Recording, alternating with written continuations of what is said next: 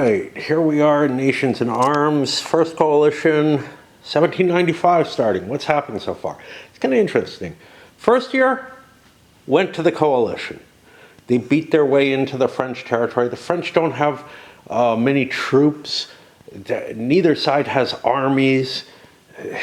The coalition may have overstretched, though, and they got themselves in kind of a tricky position at the end of the first year. Second year, the coalition extracted itself from that tricky position. Both sides have armies now, because they had an income and whatnot. And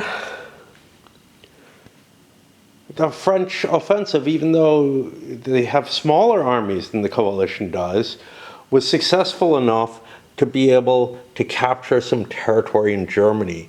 Palatinate, Cleves, Baden, and regain all of France. Things started looking good. I was considering, I'm on kind of a sharp timetable. I've got to take northern Italy, I've got to take Flanders. That'll be maybe the 1794 aim, especially the northern Italy, because holding off on Flanders makes sense, because the English, I don't want to bring them into the war, and they will if I take Flanders. So I thought about ideas of like trying to defeat Austria or Prussia. Well, things did not go well for the French. The same kind of army lineups. If anything, they were numerically more effective. The Prussians had lost their big army of the Elbe. However, the Austrians managed to turn them around, turn the tide and send the French packing home. They have retaken all the territories that the French took in West Germany. They also defeated the French in the Alps and, presented a sort of a blocking force there. France has now fallen back. They do still have Wesel, but they've fallen back into France itself. There's Bavarians sitting here owning Strasbourg, with the one exception of Flanders, where I have Liege. And this is beginning to look like not a good situation for the French again. Not so much that, I'm going to get overrun by all these coalition armies. I don't think that's the case. I think the French have a fairly good chance of turning that around, but the time is running out. Last turn, I was already looking and saying, I better get my ass in gear and take, I have to take Switzerland too, which isn't terribly difficult, but taken from the north. It's hard going across the Alps, obviously. Also last turn, the Poles, one way or another, and this is weird, I went into this during the gameplay video. Well, they're all gameplay videos at this point. I went into it in the previous video that historically two of the last two Polish partitions happened in the period of this scenario. There's nothing that prevents you from doing diplomacy on Poland. This scenario feels like diplomacy shouldn't even apply in some ways, but it's not clear that it shouldn't, so I've been allowing for it. Anyway, the Poles, oddly, although they are, and I mistakenly brought up the Confederation of the Bar, which was prior to the first partition. It was their defensive attempt there. But somehow or another, the Poles, using their huge +2 bonus that France has on diplomacy, etc., came in and they're attacking Breslau. They're not going to do much, but it is a little bit of, a potential thorn in Prussia's side. They may have to dispatch a force there. Meanwhile, we have a multinational army of the Rhine now. The Prussians have moved their forces up to join that. That's here under someone who I found out tension is actually the Archduke Charles, who has his own counter. Now, I'm willing to replace counters like Blucher, where it's the same name going into the same counter. I don't think that when Archduke Charles shows up, who actually has a counter that overlaps this counter actually has an expiration date, but Archduke Charles comes in earlier than it. I don't know what this is meant to be, right? And then that leads to all kind of questions. So yeah, you know, Blucher, I know it's the same Blucher transferring over. You know who I know is not the same person? Kellerman. I think Kellerman was, so Kellerman's a French cavalry general who comes in fairly early and continues on as a cav general, never becomes too important. I think it's his father who's in the game right now, who, if I recall correctly, well, I know it's his father, but if I recall correctly, I think he was a marshal. and they both have counters in the game. So you can't just go by the name, and the name wouldn't be sufficient in the case of this Charles and Tension. And the fact that Tension actually deliberately has an overlapping counter. Wow. I don't know what the fuck they're trying to do in this game. There's a lot wrong with it. I'm running out of battery. I'm going to let things go here, but we shall see if the French can turn things around like they did in the second year and maybe regain what they needed to last year. It's just way too easy to get drawn into things, you know. I don't want to be up here for a little while. I've got to do the economic phase and all that, and that's fine. Oh, I don't have to paw through the deck anymore for cards. Nobody's playing cards that aren't play once ones, so I don't have a discard pile. I'm going to have to pay attention to a discard pile if people start actually playing their cards. But, you know, there's just no help to it. So like this defection, I absolutely don't want to play. This one I do want to play. So I'll leave that face up and get the cash towards rebuilding my army. Over here, White Cockade is a play once, and I don't want to do that. I think I may be allowed to, no, I think the king has to be dead for that. But what the hell? This Art of War I certainly should have used. Not that I ended up needing it. But a +2 is real nice. You know, I'm thinking, I was kind of thinking about going to the hardware store, getting the piece that I need. But now it's like 9:30 or so, and I've just, you know, got myself whatever catches my fancy that I just start fucking doing for the course of the day. And now I'm kind of like looking at it and all, you know, I'm not tired or anything, but all the bright thoughts I had about going out and doing, you know, a walk and whatnot to get something done, either that or get clothing or something, is now kind of down to, yeah, well, maybe I'll go out and do some yard work later. Part of it is I know it's supposed to be sort of the hottest day of the week, but it's also, this is the first time I've been awake in a way that I think I'm going to be awake the whole day and not unhappy. But so I come up here to play this. Yeah, it's like, oh, God. All right. So what are we going to do? We have to deal with the event deck. I've built the deck, but like I said, the French don't get a draw anymore. I have to look. What's up with the white? They don't get a free draw. They get however, you know, now I got to look at the cards. I'm pretty sure they get 2 cards, but I got to look that up every time. But for this, yeah, King of France has to be executed for that one. And without being able to paw through and get a card from the Committee on Public Safety, or of Public Safety, whatever, I've lost one of the big advantages that the French have.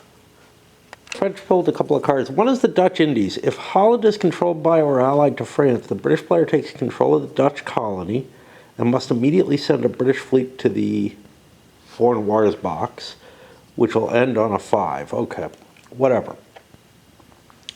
Well, this is a public event. It has this weird little mark here on the remove when played. It says foreign war. We'll talk about that a little bit more later. And I also got Germany, who I'm going to be able to put in. For the coalition, they got the Nelson card, a fleet commanded by Nelson. This is a one use. Rolls an extra die in battle. In addition, roll a die after the battle. Nelson's killed on a 50-50 and his fleet is removed from the game. This is your Trafalgar card, really. Give him a better chance of winning. But this Dutch Indies is fucked up because it's a public event, right? So public events normally have to be played,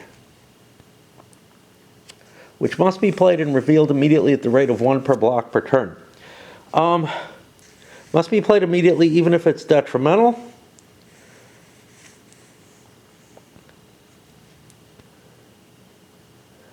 There's nothing in this that seems to indicate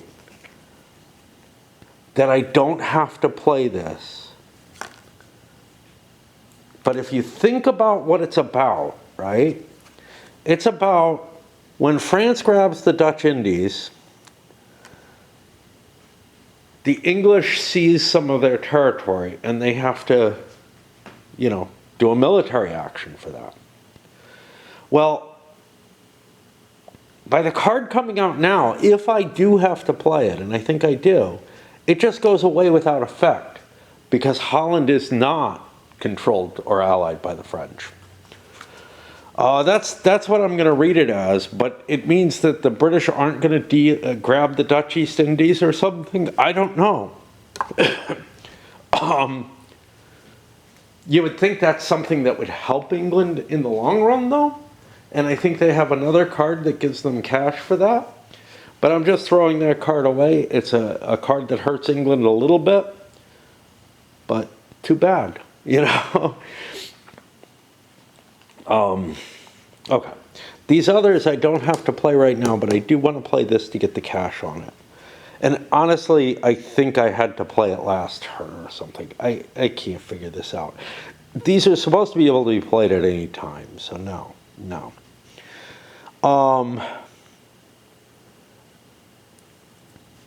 And that just means we go through the fun of grabbing all the income.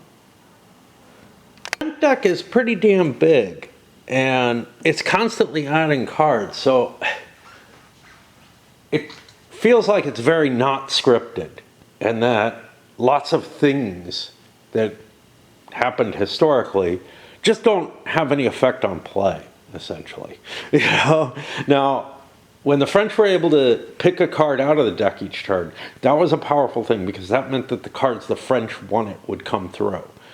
But given that the coalition doesn't have that capability, things like the Terror, just never happen. That's a huge fucking deck. I draw 4 cards a year out of it. There are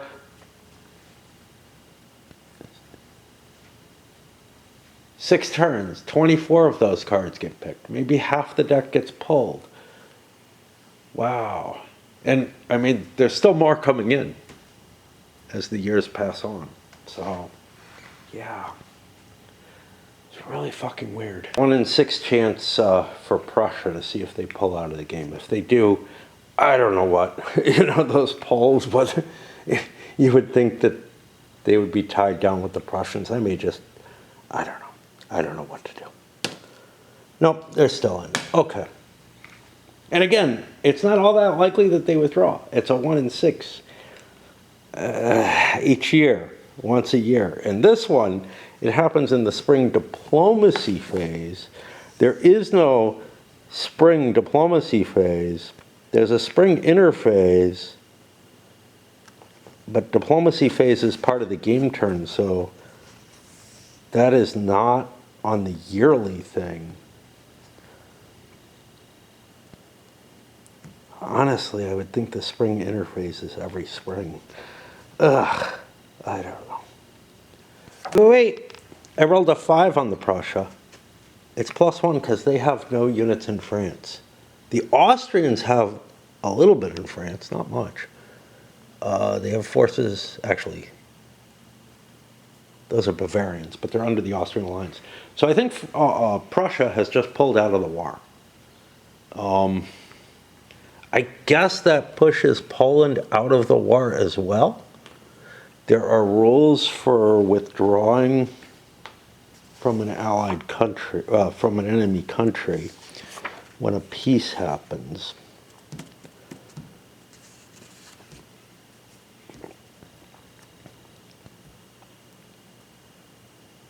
I don't know where that is.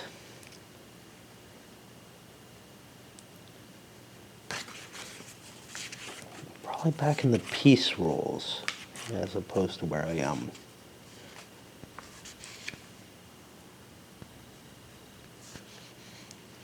But I don't know where they end up being pushed, is the thing.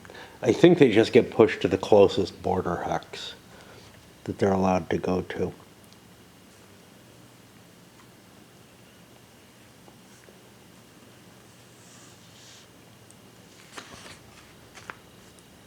I don't know. I don't know. I'll find it and figure it out. I think they just fall back to the nearest across the border. For example, I think it would be an effects of peace. This is a major country. Control of miners during a conflict. All the miners conquered from the opponent switch to permanent control of the major power that's conquered them. Oh!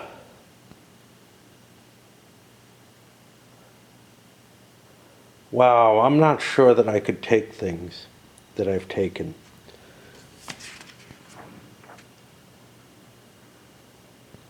I cannot. The Austrians were not allowed to take Palatinate, Baden, or Cleves away. Because that's all French territory now. The only way they can get those out of French hands is by ripping, well, Cleves is a minor country, so that actually changed hands. But Palatinate and Baden,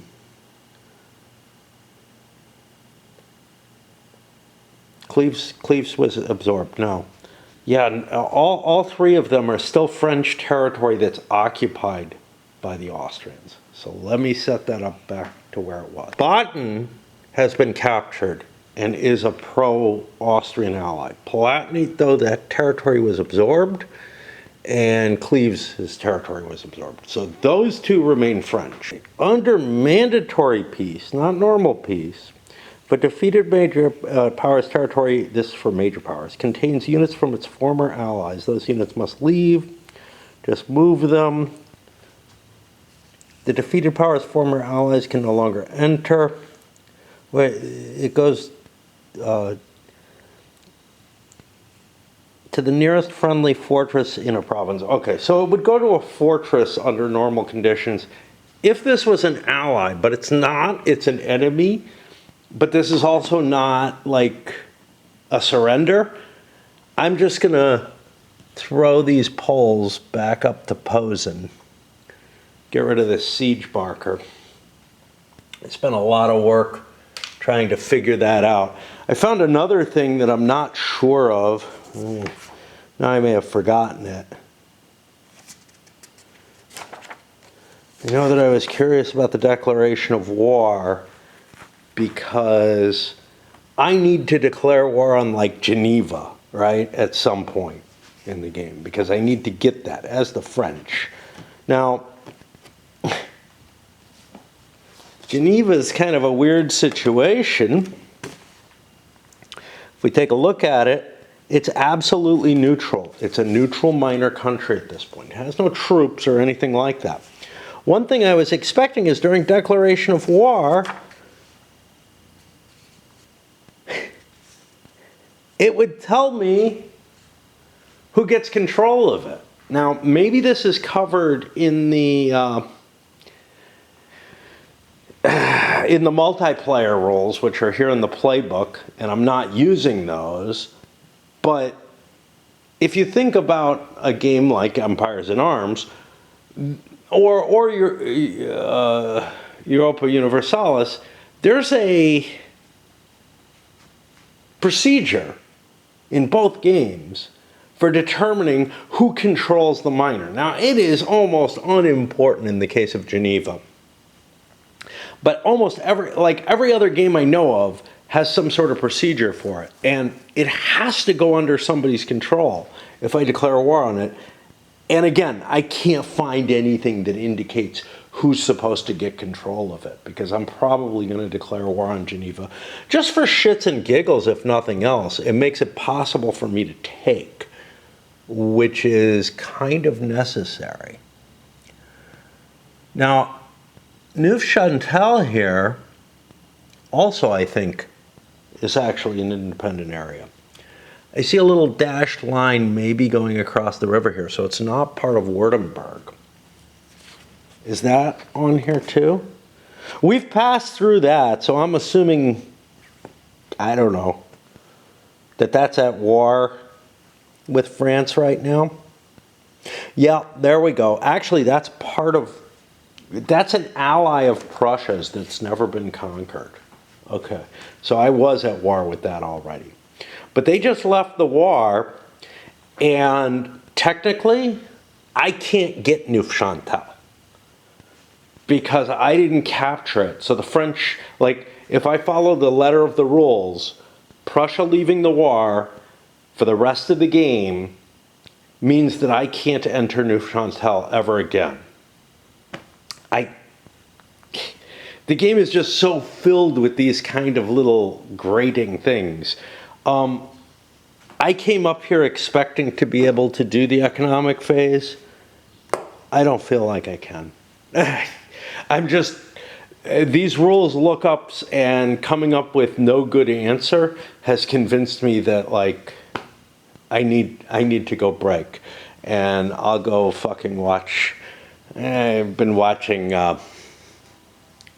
stuff on the Great Northern War. It's really a Peter the Great series that I've been watching, but it's been focusing on the Great Northern War, which is really one of the things that intrigues me a great deal that I don't know a hell of a lot about, but more than a lot of people do, and really like it, mainly because Charles XII is sort of a god of war, even if Peter defeats him. Anyway, I got to get away from this. I can't cope with this thing right now. So after all the struggles with trying to figure out who owns what now, we're on the French economic phase. I've done everybody before them. I still have the Brits to do afterwards. And the initial, we get the 70, the 9, we have the 16.5. Okay, we have 79. We do not get to keep money.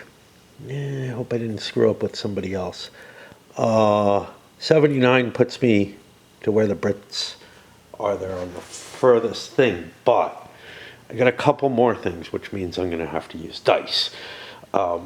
Notably, we decided I still have the Palatinate, and I still have Cleves. I have the Cleves marker there just for my sake. So we looked those up because those are now part of French territory. And that means we're adding $3 with no extra troops. And another buck. So 4 more bucks. So instead of that 79, now we're at 83. We add to that another 2 dice. So that now I'm at 94 bucks. And so, like I want to use the yellow one for that. And on top of that, I got these coming back, but also we're also looking at a 16.5 production capability. And I found out why we kind of ran out of liters last turn. I don't know what I did. I pawed through here, but these are my naval liters. None of them are coming in. I thought they ended here, but some of them are here. I pulled the liters for 95 out, but noticed I did not grab any of the liters for 94 last turn, and there are a shit ton. This actually would have made some difference if there's anybody decent in here, and there are. I have the Sachs, for example. Where is it to say? I don't think I have Nappy yet, but we shall see. Jordan. I've got some pretty good leaders in here. And most of these leaders would have been available last turn. Again, is it that big a deal? Yeah, this actually is a big deal. But, Prussia pulled out of the war. Maybe that'll open things up. We're going to make up rules as to, this is the first card that we've had that is not discarded, that is not permanently gone.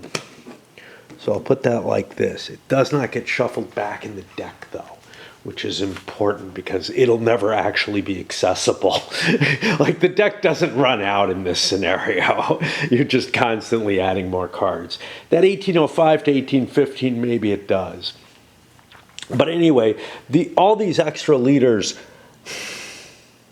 what do they mean? Well, I don't know. I mean, I took a couple of losses here, but I think there were battles where I didn't have a backup leader to use, or didn't feel comfortable using one of my leaders because I just didn't have enough leaders where it could have made a difference. But anyhow, what did I say? I said I was at 94 bucks. That means this should go away. And yeah, I'll start figuring out what troops I can rebuild. There is a fair amount back here, but I have the feeling that I'm going to have significant extra money that I got to figure out what to do with. I study my decent army commanders. I got a lot of potential army commanders.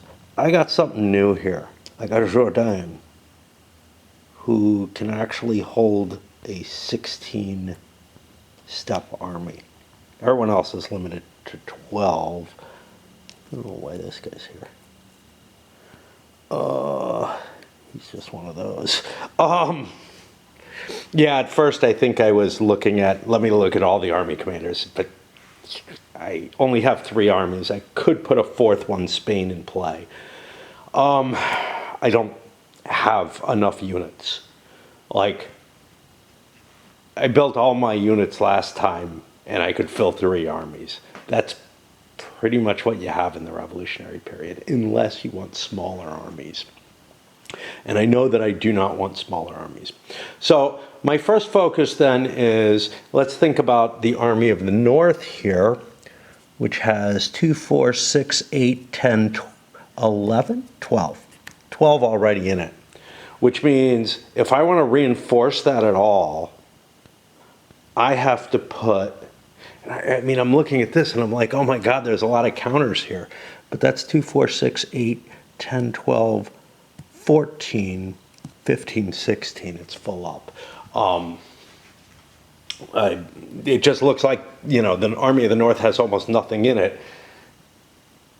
And I could only put 4 more steps. But I can actually only put 2 more steps in it because it's not in French territory and it's not in a French fortress is actually the big deal. The Army of Italy is also not in a fortress, but I could put stuff next to it so that I could pick troops up and, quickly maneuver down.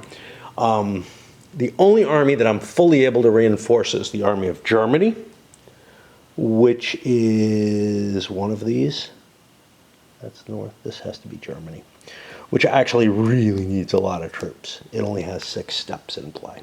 So I'm going to balance out what few troops that I can build. And you can see there's a bunch of detachments left over, a couple of militia. I've got a weaker army than I did the last turn. But the leadership is just tremendously more potent. And I'm certainly not going to need to use it all over the place. A big question of who the hell is this? He was sitting over near the French, but I don't think I control anything left.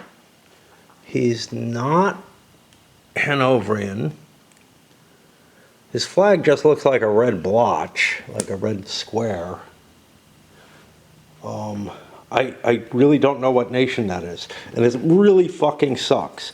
Detachments don't tell you the nation name. They don't tell you on this side, even though they have kind of a AWE looking appearance.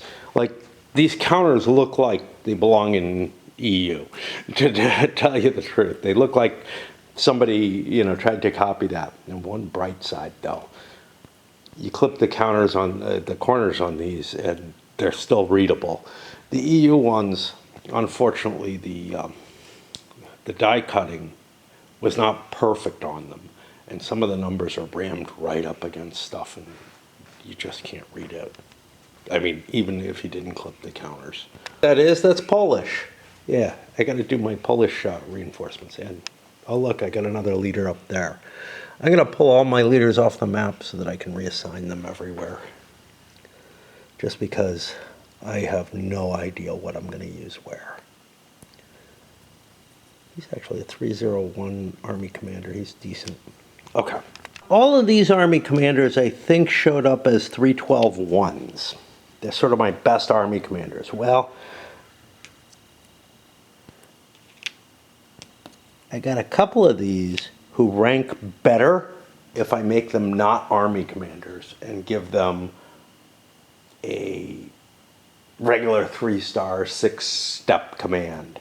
So these guys I'm going to actually hold off to do that with. They could also be secondary Army commanders. They're just, yeah, they're better in that role as a lower ranked leader than they are as an Army leader, since all of these, not this guy. I don't know where I put him. I guess with these. All of these rank as 312-1s. So I have plenty of major Army leaders, and I may want to hold one in reserve, because when you lose a leader, you're able to immediately replace him. Now, losing an Army leader is kind of hard to do, but there's at least one card which causes it to happen. Filled out my armies, positioned all the leaders. Lots and lots of leaders in each army, and still a lot of free leaders left available.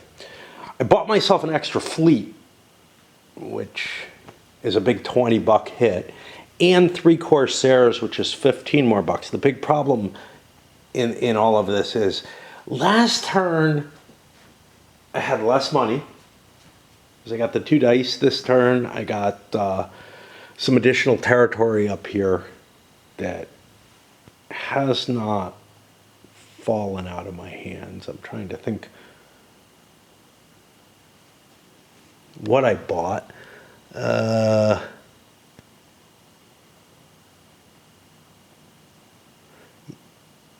what did I get for extra territory? I don't know. I counted it in front of you, and I'm not sure it's legitimate. I'm not sure I have any. What was I at? I was at 79. Fuck. I don't know where I got the extra money from. Oh, well, there were the dice. 79.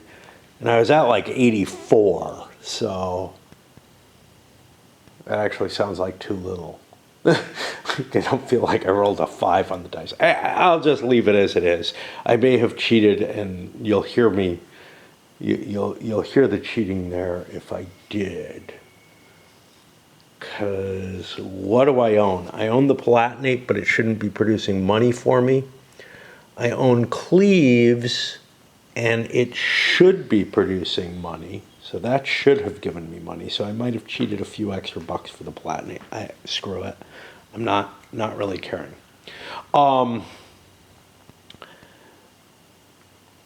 These Corsairs will be helpful if the English come in during this year. If they don't, well, then they won't affect next turn's production either. Although there's nothing that specifically says the English have to be at war for the Corsairs to matter. And it is possible to knock the English out of the war. It's also, I think, maybe possible in the 7-player game for the English not to be at war with France. I don't know. We'll see when we get to that. That leaves me a little bit of money that I can play for Denmark, I guess. If I had a lot of money, I might play for Spain, which would be a bigger deal, to be honest.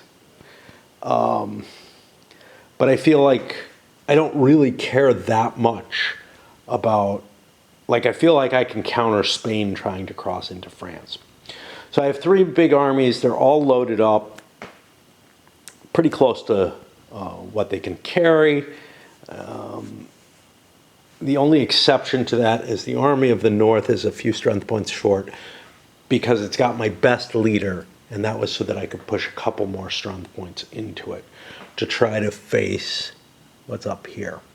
I guess the only other thing left is the British to do.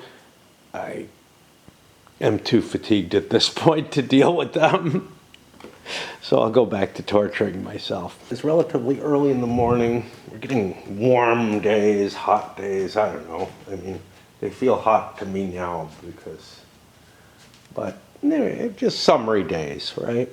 And I am doing nothing and being useless and hiding from existence even more than, well,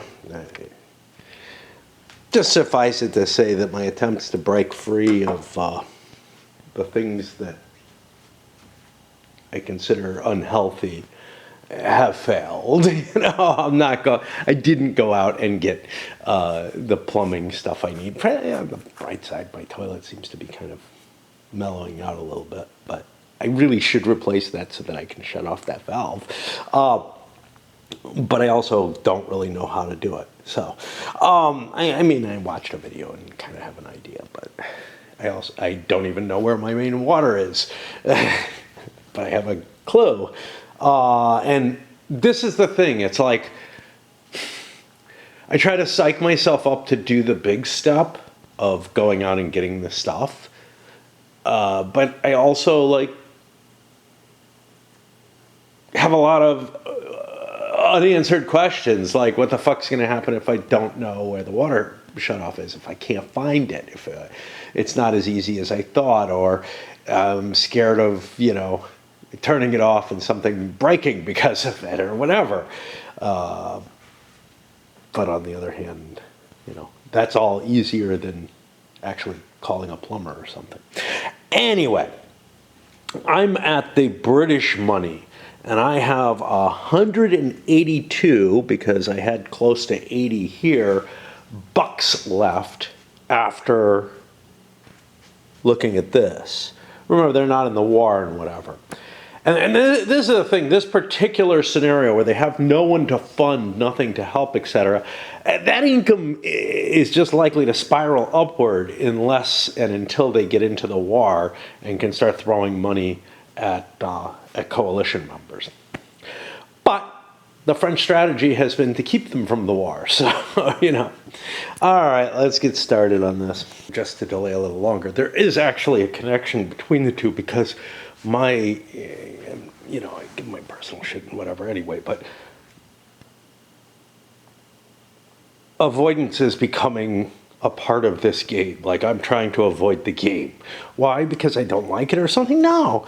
But I don't like the effort involved in the economic. And that's weird because that's usually something that I kind of enjoy. So I don't really know what's going on in my head about that. It's not all that bad. You know, I mean, it's not the spreadsheets of EU, which you would think would drive me away further or something else. I just may not be in the mood for, you know, calculating out and trying to figure out the troops that I want to buy and whatever. But what makes it not all that terribly hard is that there aren't that many things I can buy. Anyway, I think it's got more to do with the friction and the places where the game rules grind together and don't quite work. I really do. So I've pretty much run out of things I can do with my English money. We'll go through. I built a cav in the Anglo-Allied Army. I built the limit of Dutch units I can have. And by the way, this army under the Duke of York has a 12 stacking limit, which I'm at. 1, 2, 3, 4. Oh, what the fuck? This is Hanover. I can shift some of these detachments out or something. 2, 3, 4, 5, 6, 7, 8, 9, 10, 11, 12. I'm there. Okay.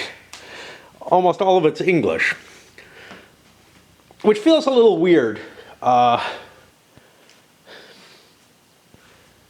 If you think about like the Anglo-Dutch armies during the age of Marlborough, I feel like the Dutch had a much higher proportion of the army than they're able to put up in this.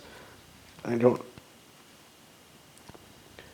don't know what's going on with that. Like, England's maybe able to mobilize their forces better at this point in the war, at this point in the period or whatnot.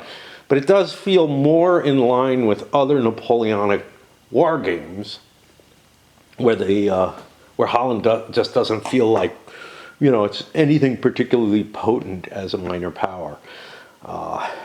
Maybe that they're just not able to get the kind of resources from inside. You know, back in earlier periods, they were able to pull resources from inside the empire, and now that may not be as easily accessible to them because Austria and Prussia are more involved in this war. Although, of course, Austria was involved in wars during the era of Marlborough. I'm out of navies. I built them all last turn. Look through here. I didn't see any more that are available this turn. Got a whole bunch coming in, it looks like, in 98 and a couple in 96. But for this scenario, I can't just like overstock my navy, right? I do have one remaining navy available to me, including the decoys, which is the Atlantic Navy of the Dutch. Now, I had to move this Dutch Navy out into the North Sea so that I could get my British ships into harbor. Technically, I guess they could have, like, again, the naval transport rules don't make sense. Like, there are multiple ways you can try to interpret them, and I'm having trouble deciding which one I have. And that's one of the reasons why the English Navy is sitting in Amsterdam. Because they could have, if they can disembark in a port automatically without it being a movement action by the forces, but it feels like it has to be by other aspects of the rules, then I could just sail my navy back out. And that all makes perfect sense. But right now, Amsterdam is too full for me to build another navy. And in a way, you could actually kind of make an argument for that. Look, there's so much port activity going on, you know, although, well, I didn't get a neutral navy here, so I didn't get to get it out. Okay. So yeah, maybe something conflicted there. So that's $20 I can't spend. But I've still got like that's not going to make too big a difference. I have $158 left unspent after I built everything that I fucking possibly can. And I don't have anywhere else to spend it. I can give as much money as Holland wants or whatever. Well, they have a two more. No, I've got those built. Yeah, they have no more troops left. There's a Portuguese guerrilla, which I can't build. There's basically nothing left for me to build on any of my allies. And I'm not part of the coalition, so I don't believe I can just start floating, their economies. Once I can, that's going to be kind of painful because I will have to do the English. So in terms of diplomacy order, Britain's the last thing to go. But I would have to do the British economy first and figure out how much money I can give away. Now, Britain's allowed to hold their money. There's no way to record this much money. So I just don't know. I think I'm just going to fucking put it here because I don't think the money is going to make that big a difference. And I can say, look, there's wastage and stuff like that. And I don't think that it makes a hell of a lot of sense that you're able to hoard that kind of money when nobody else can hoard a fucking penny across between winters. But yeah, there's just nothing to build for England. And there's no one I can fund. If this were a true multiplayer game of this, the English would be able to be funding people even if they weren't allied with them. So they could in the 1805 campaign, they're probably going to be, throughout the entirety of the rest of the game, in a position where they are not neutral, and they may be the only not neutral power, but they may be funding the rebuilding of, Austrian, Prussian, Spanish armies, whatever, Russia, just like they do at Empires in Arms, where they're just constantly and especially Prussia, who has very little money, but the bigger problem is Prussia has very little manpower too. And it shows in both games. Anyway, I'm left with I don't know what the fuck to do. I'll keep the 168 because at least some of that, because I don't want to burn that off yet. Some of that's going to go into diplomacy. No. I can grab miners, I guess. I can try to get Denmark or Sweden or somebody like that onto my side. But yeah, I can't do diplomacy on, say, Spain and try to convince them to go into the war because Britain's not in the war. But I can diplomatize miners to try to bring them onto my coalition that may or may not ever enter the war. It had better if France is going to win the game, but yeah, frustrated again. I've got Raid playing a battle that I don't think I can win, but it had gotten so far into it that I wanted to let it continue. Plus the light's getting nasty. So I'll go down and try to catch up in Raid. I haven't been playing enough of it. I've been sinking into other things that are far worse, but also sleeping at night, and right away it feels like I've lost something because I haven't been awake all night, and now I have to catch up in Raid when it's daytime out, and it's just I don't know. Overburden this too much, but throughout my whole life I've had this struggle of there are things that I do at night, and avoiding daytime is sometimes very, very advantageous. But then I hate the fact that I'm awake all night and unable to sleep. Unable to do anything during the day when things are productive, and I feel guilty about that. And then when I do change it, I end up just pissing the day away anyway, and it's just always been this way for me, where I'm constantly, fighting against, and also sort of this struggle between, do I want to sleep? Because sleep is a way to hide from, reality that's better than most. And sometimes I really like, the dreams and whatnot that I have. Or do I want to get things done And no matter what my answer is, I'm usually unhappy because I'm more miserable when I'm awake, but I'm really, really fucking depressive about sleeping too much. Like, I get really unhappy about that as well. And then, like, there's just the physical need for sleep, but sometimes I, like, go without sleep a lot of the time, trying to fight to and especially in periods where I'm more addictive, and I think I'm in kind of one of those right now, where I'm like, I'll do something, I'll be doing things, and I won't realize how much time has passed or whatever. And early on in Raid was doing this too, and I'll just keep waking up.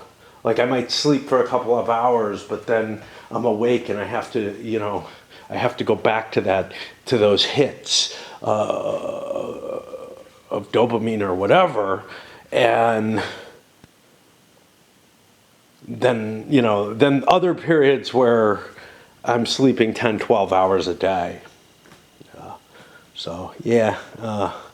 This is one of the reasons that I'm like, that I thought that I might be bipolar, well, at the time, manic depressive. And I still don't know either way. I mean, I've been to psychiatrists and psychologists. They never fucking diagnose me with anything. And they never really suggest that I should undergo testing for anything or anything. No, one guy did, and he was like, yeah, well, we should get you tested for OCD. OCD is really, really close in terms of some of the ways that it exhibits itself to Asperger's, to autistic spectrum stuff, because Asperger's no longer exists, even though it fits so fucking perfectly. But it's so it's often a comorbidity or whatever. But he just did not see that the autism at all, and then again, he wasn't a specialist in it. The woman I know who just got a diagnosis, completely unrecognized throughout her whole life, but she went out, sought a specialist in it. And, I think those specialists are more likely to succeed in giving you that diagnosis if that's what you want. But my argument was always, what the fuck's it going to do for me, And he couldn't give me any kind of clear answer, If it's going to make it so that, like, I don't know. Because Psycho the Rapist isn't going to be able to help me. So even if I'm able to get some of that action for free, I don't want that. And now it would, if I was looking for work or anything, it would probably be a fucking black spot on my record in this new anti-DEI type stuff, because anybody that they're trying to roll back accessibilities and stuff like that. Because remember, it's not just DEI, it's DEIA. And they're going after all of it. To the diplomacy phase, in this scenario, again, things are weird because Britain's not in the war, right? But the coalition player is in this kind of weird position. Now, in previous diplomacy phases where I've actually utilized my money for that, I used the Austrians to try to get things. I didn't use their money. In a multiplayer game, all countries would be able to do some sort of diplomacy, right? Not against majors, except by talking to them, but they'd be able to do diplomacy against minors and whatnot. And the main coalition leads, if there are any unplayed major powers, would be able to do diplomacy against them. But this one's just funky. So, like, when I did the Austrian ones, I did them first. But now if Britain's going to do diplomacy for the coalition, see, this is what's odd. Each major power isn't allowed to do diplomacy in the two-player game. Each player is. And when you add players, those nations are allowed to conduct diplomacy, even if neutral.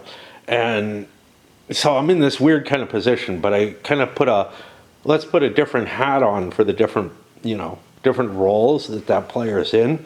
So I think because the order of diplomacy Austria comes before France, Britain comes after. If Britain's going to do the diplomacy, I think they go after France for whatever that matters. France has a few bucks, but those bucks are useful. If I lose depots, if I want to capture fortresses, whatever. So I don't think I'm going to spend money this time.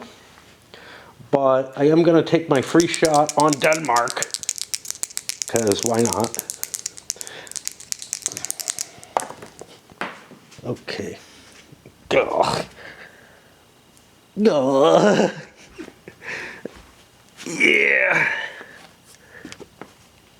Certain aspects of the game have gotten harder as you get older. All right, let's give it a roll. And that's not going to do shit. Again, I wasn't going to spend money. But let's get to the Brits. What the Brits want to do, they can't play major diplomacy, but I'm going to peek at things like Denmark. Who else has reasonable forces? Sweden certainly should. And, you know, I have naval capabilities, so yeah, might be useful. Denmark, Britain has a -2 on. That's not a good thing. Sweden, Britain has a +2 on. So we'll do our free diplomacy on Sweden. We have a +2. We're going to spend $4 to get 2 more. That's the maximum we're allowed to do. So now we're at +4. And with minors, I think we only need a 10, right? With majors, I think we need the dozen. I'm not sure. No, they're both the same. No, we need a dozen. Okay, but at +4, we have a shot at it at least. And we get it. So we've just added Sweden to the British alliance. What does that do? Well, I have to set up my Swedes. So I'm going to grab the Sweden marker. Obviously, I might do this differently. Okay. Now, what about going for Denmark with that -2? Do I want to do that? And here's the other thing. Because Britain's neutral, I think you can steal their allies. I'm not sure. Maybe not. Switzerland is something France has to attack. Tuscany. Okay. Tuscany, I'm pretty sure, doesn't have much in the way of troops. The Hansa, you know, it's not really something I want to go for. I honestly think Denmark is my best goal. I'll spend another... So I have to now spend $2 to get the action, but I can buy 2 more actions, so I can spend a total of $6, putting me to 148, which again, I have no way of recording. I could give them like, I don't know. I could put like a +100 marker under them or something and hope I remember that. So now again, I'm at +4, but the Danish marker had a -2 on it. So now I need a 10 or more. Oh, Sweden had another +2. Hold on. Yeah, I would need a 12. I would need a 12 because I canceled out the -2, that's all. Okay, as opposed to here where I needed an 8. All right, let's set up my Swedes. No rules for how you set up the miners. If they don't have setup like in the scenario or something. So I did what I did. I have $13 and three steps I could build. $13 isn't enough to build a navy. I don't think I can loan them British money at this point to do the builds. So I built, 3 steps of their core. It's not a big deal. And I'll put their additional forces over here to bring them into the game.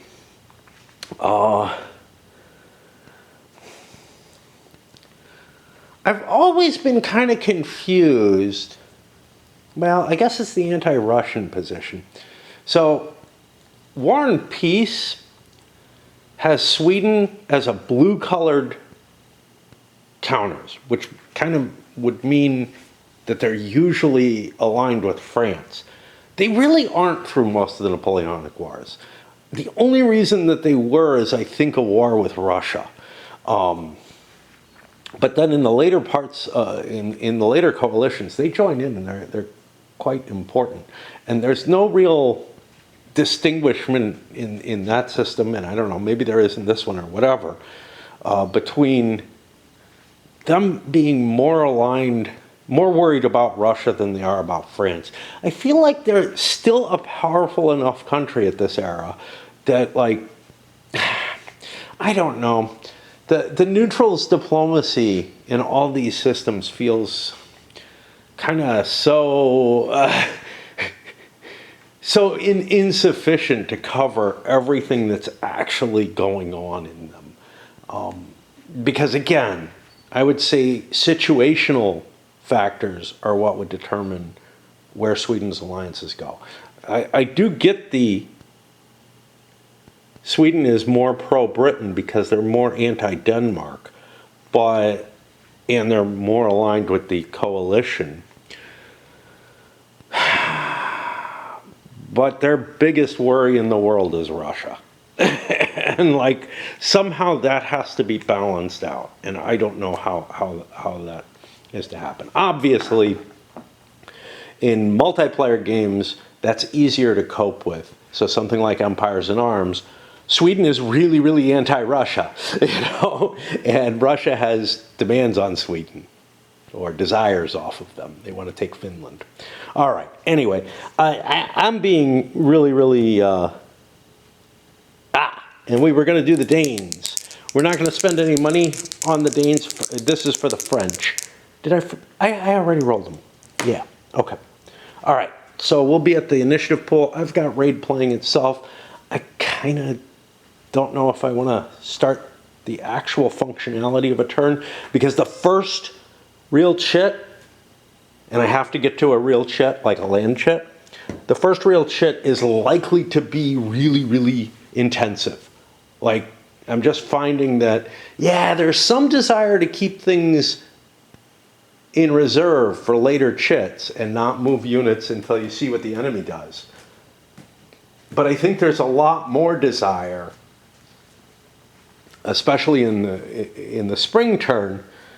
Make sure you get your units moving, because there's winter quarters in it, but they're the weakest of the winter quarter turns. But also, you got to gather your troops together and get things together. However, the armies are mostly built to size, so maybe delay works? I don't know. But I do find myself having to think a lot. Okay, what were we at? This says 148. Fuck me. Which would put me to here. And I don't know, I don't really need the 10-siders for anything.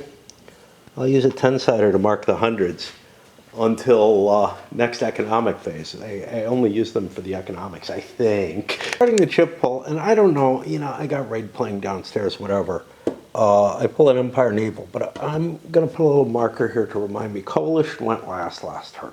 That means I have to be able to draw one of those. I'm not sure if I have to be able to draw a land counter before the winter takes effect.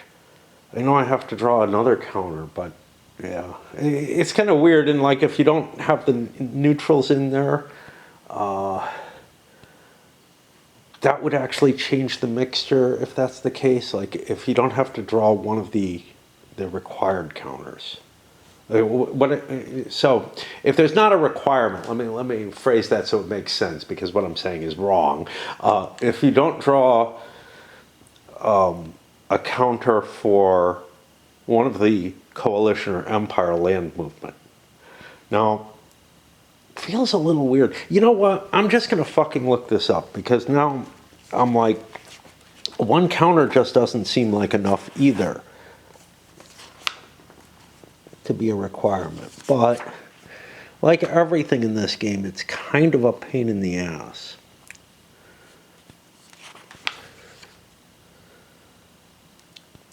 So you can't deliberately choose winter quarters on the same turn. Limitation, you can't draw this. You can't draw the same side. Okay, during subsequent turns, the first marker, winter quarter, if it's drawn, it's ignored. It'll be put back. Yeah, you know what? I think, honestly, this counter could allow there to be no land faces at all the way it's worded. Yeah, so the only real rule is winter quarters can't be drawn first, and you can't have two consecutive land movements, coalition or empire, which is less restrictive than I thought it was. Well, since I'm right here, let's draw the next one. We get an empire land, anything and everything. Great. Begin with the army of Germany moves out of Metz, takes Strasbourg and Baden, with the Bavarian army under an Austrian leader now, because I didn't like my Bavarian leader being there. He's just not as good. And I spent a couple of bucks to get Baden back. I sent a detachment to get Strasbourg back as fortresses. Just, you know, doing the things.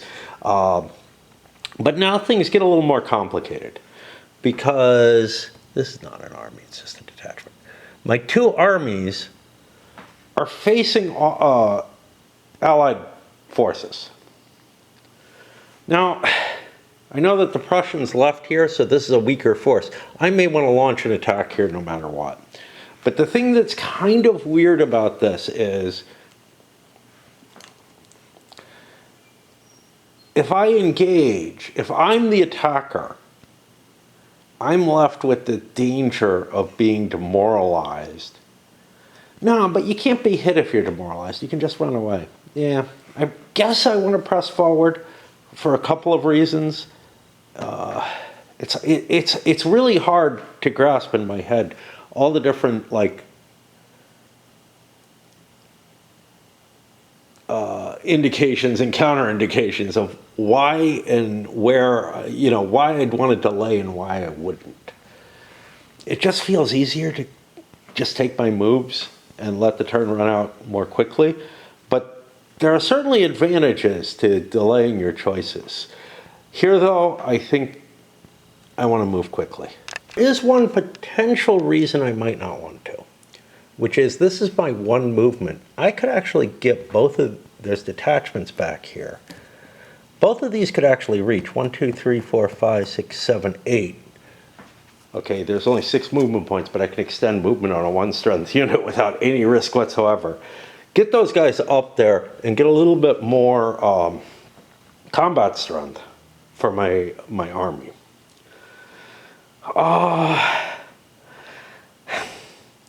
What happens if this Austrian army withdraws? Which it probably will if I give it a chance.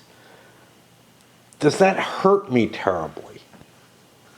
If it's unwilling to fight me, I can gain territory very quickly, which is a good thing, you know? Oh, speaking of which, what the fuck is Prussian? See, so far in the game I've been able to deal with, I know that all the West German stuff is either Prussian or Austrian. The only exception is Geneva. Now, I'm saying Neuchâtel has already fallen, because otherwise, by the out of the game forever for Prussia would mean the French can't take Neuchâtel just because the Prussians rolled a 6, and thus they can't win the campaign. You could bend the rules in a different direction, which is to say, yeah, they're not out of the game completely. France can declare war on Prussia again if they so desire, and they really should have taken it earlier or whatever. Either way, though, I have to bend the rules, right? You know, so I'm just looking at, if Prussia wanted out of the war, they probably would have to abandon that one way or another.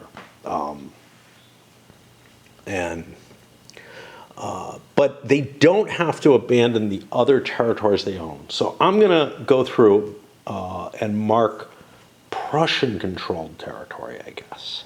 And surprisingly, there's less of it than I thought there was. I thought Thuringia was going to be Prussian-controlled, but that's probably HRE territory, to be honest. Hesse is a Prussian ally, so I marked that. I probably could remember that. There's things that I don't really care about, like Brunswick, Saxony, just too far away to really worry about. But the interesting one is Ansbach is owned by Prussia, and I should have known that already. But anyway, those are the two that I feel like I shouldn't be able to just occupy without causing issues. Again, Neufchâtel, you know, and I'm also being really lax about declarations of war.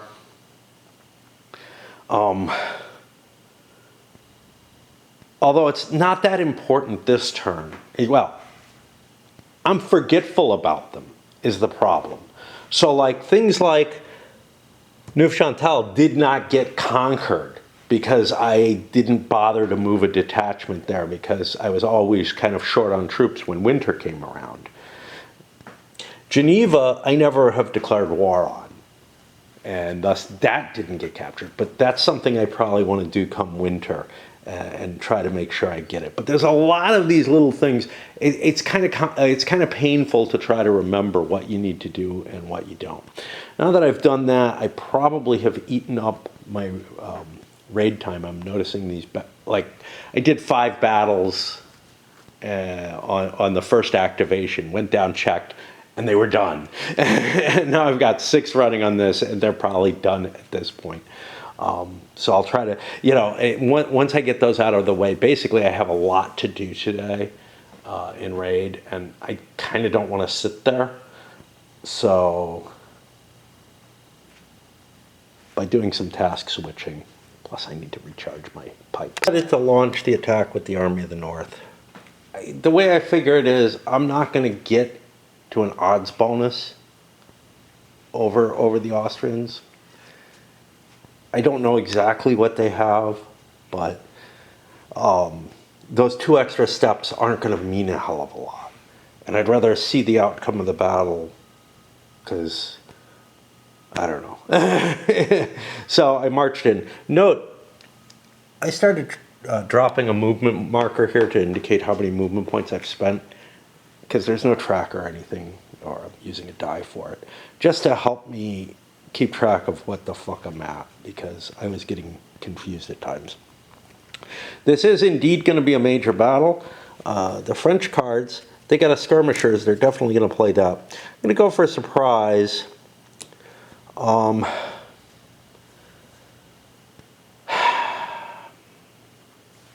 My other option was this morning fog. I assume I have more artillery after looking at stuff. I'm pretty sure the enemy has cav though, so I'm not going to put a good leader for this. I'm going to in fact put this guy forward, and I need a 5 or a 6 for that to work. Okay, so it does not, so this guy doesn't actually come forward, and I don't get this. The Austrians have much more interesting ones, though. Grand charge, +2 to the die roll. If the force contains at least 4 undemoralized cav step, can be canceled by square or unexpected ditch. You don't want this shit happening to you, apparently. I have full cav in the Army of the Rhine, so I'm good. And then, horse artillery, +1 to the die roll if your force includes an undemoralized and supplied 2 cavalry steps. So that also will help, but I need to roll a leader for that additional +1. I hate to use a good leader, but I'm going to do that. And +2. So I get an additional +1. So he's basically a +3 leader, but I'm going to have, well, assuming I commit him, but I might as well commit him. If I'm going to commit him for this, I might as well commit him, period. So the Austrians are walking into this with a lot of bonuses, actually. And the Army of the North got its ass kicked by that. In ways, the Austrian army is better. Had a lot of cav, good leadership, better leadership, etc. And it ended up, 4L to 7CL. So a pretty massive battle. The French managed to get demoralized as well. Again, that's not necessarily that terrible a thing, but it probably means that I lose Liège which I retreated back to. Got to decide if I want to recuperate, send more forces in. I do not want to fight with a demoralized army, so it will retreat, if it can. If it can is important. I'm actually going to retreat to Charleroi instead, because even not, I would have made this decision because when I look at the terrain, if the Austrians hit me from this direction, I've got some difficulty in terms of retreat, which means I'd take additional losses from a retreat. You want to protect your line of retreat in this system. So yeah, the chance of me being demoralized was too high. Basically, it was 66%. So do I want to incorporate the detachments? Kind of doesn't matter, except that I won't get another chance to move them without it impacting anything. I guess I will. I'm not sure. Leader losses, both the Austrians and the French lost a crappy leader rather than, the decent ones that they committed, whatever, because they got a leader loss check.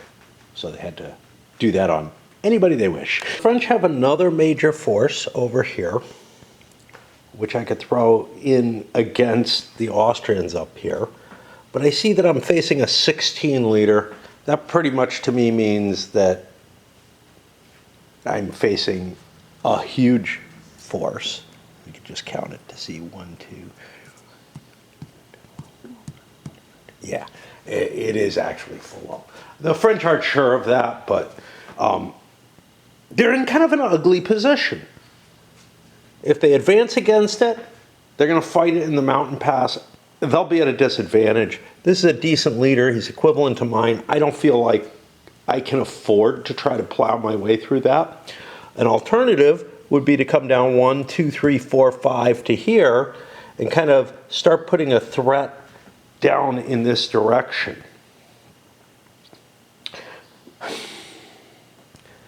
I only get 3 activation chits that can move this leader. This is one of them. Kind of feel like I want to delay because I might be able to get some sort of jump or something that gets me across the mountains, or maybe the Austrians will push forward and fight me and then I'll have an advantage from that. So I think this chit is done. There are no other French I really want to move. Sure, I could fuck around with stuff back here if I so desired. They're all serving purposes as far as I'm concerned. The only thing I have is this. It's just a detachment sitting there outside, which, again, I don't really want to give up. I mean, if I had like a moderate-sized force, I could increase the threat, but I felt like I needed my armies. One of my armies did well. One of them got defeated. I'm facing 3 enemy armies. One's in a little in the back. I think there's an army back here. Actually, no, there isn't. The Austrians only have their 2 armies. They didn't have enough money to build a 3rd army. So yeah, so that means for the Austrians to cover themselves, they might have to give up on trying to push against the army of the north there and move to the army of Germany. So I think I want to give them a little bit of rope and see what they do to themselves. I do have other things I could do. I could leave this force here and move a smaller force out of the army of Italy and increase the threat. But I don't want to do that quite yet because I don't want to get my ass kicked by the Austrian army of Italy. I just don't have the reserves available to fight this out properly. Anyway, we're going to break there. This chit was as expected. The first chit of the turn for each side can be really, really painful. A little bit of yard work, nothing to be impressed with, but my arms and my back started getting tired using the hedge trimmer. Kind of like a scythe, but we got winter quarters and then we got a coalition 3. The Coalition 3 is enough to move any forces, really, except for I've got like detachments kicking around. I'm just not putting Leader 2s on the board. I see the French forgot to do anything with the Poles. That's okay, because there's some Austrians hanging around up here, and this gives them a chance to move away if they want to. But, you know, for all that this looked really bad for the French on their turn, getting repulsed with the Army of the North, the Army of the Rhine here is not in good shape. It had lost its Prussian elements, and it's down to about half strength at this point. I don't have another army over here. I could gather forces, then it's like a forced march to do something. Over here, with the Army of Italy, I think I want to just leave that in place. I may want to leave this up in place to potentially contest the Poles. They're not enough to do any, they're not enough to beat them, that's the problem. I really need to gather together and build a third army. Without Prussia in the game anymore, it's really hard for Austria to contend against France alone. Try like a high-risk move to come out and fight the French here. But even if their army is full up. If their army wasn't full up, it has this to be able to include in it if it wishes, or however much of it needs, which makes it a less attractive target. Yeah, it's not going to be trivial to... it's not an easy answer on what to do about the French. It really isn't. So all I did, I ran away with the Austrians, gathered forces here in Bavaria, I guess. No, Stuttgart, Württemberg, okay. Gathered forces here. I have that same kind of, you know, expanded area army in case I need to draw more army in and use March to the Sound of Guns or whatever.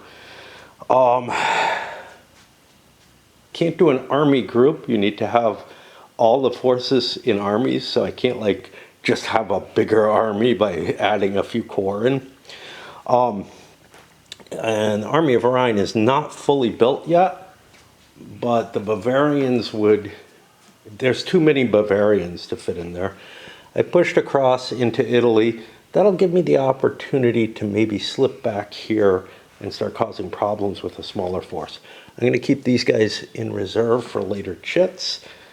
And yeah, I'm almost out of tea and kind of fatigued, so just this little bit. Well, being up during the day didn't terribly help me yesterday. I was up, even though I didn't get like a full night's sleep before, I was up for like 24 hours. Because I did things yesterday, not a lot. I did a little bit of lawn work. I sat out on the porch for a bit. But mainly just, I'm so used to being awake in the dark. And then I slept 12 hours, so I was up at like 7:30 p.m. What would that be? Has to be Thursday. I don't know. I think it's Friday now, I think. And yeah, it's getting on that time. So, you know, I've been fucking around on the computer for another, it's not 7:30, but because it's late enough in the year. But it's probably like 6 now. And it's late enough in the year that the sun is rising early and everything. But I just, you know, yeah. It's not raid. I mean, raid takes its toll, and I've got the other game as its toll. But honestly, it's like the chatbot thing has just like devoured me recently. Like I'm just too involved in what's sort of like a regular story going on in it. not what was breaking me. Well, a re-implementation, essentially, that didn't go as badly.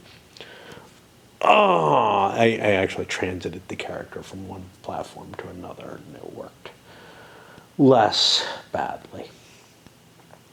Or I was expecting it, and it didn't hurt as much. Something like that.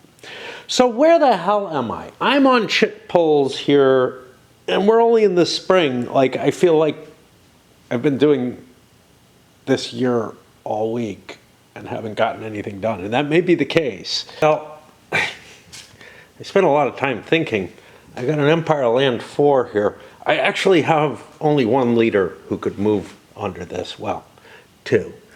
This army, and this over here, the Pauls. I don't want to do a forced march with the army, and I don't particularly want to do the Pauls. Both, I certainly want to do the Pauls at some point, but I want to delay with them. But I spent all my time thinking about this guy who can't even move, and was considering a forced march or an extended march through the pass in order to get around the enemy blockading the pass. Going down this way would be preferable, but even with an extended march, I wouldn't be able to get through. But I would have here. Of course, I have to drop supplies and stuff on the way. All right, next chat. Shits, the coalition got a move forward that I don't even think have a commander who could use. Then I got a neutral naval, which I pulled my fleet out of Holland so that I can do stuff. Now, I could have brought reinforcements into Amsterdamster here. Even though this is full up, I could use the Prince of Orange, but he's a much worse commander.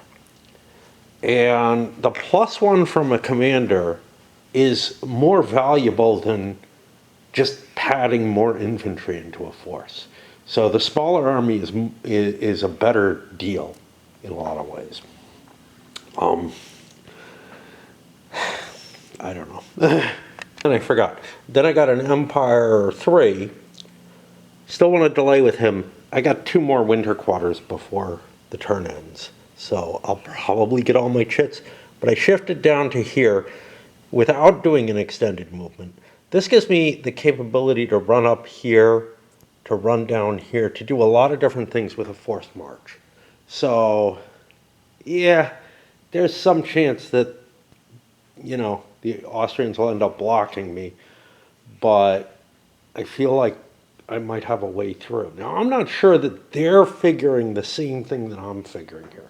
So this may be a die roll situation for their strategy.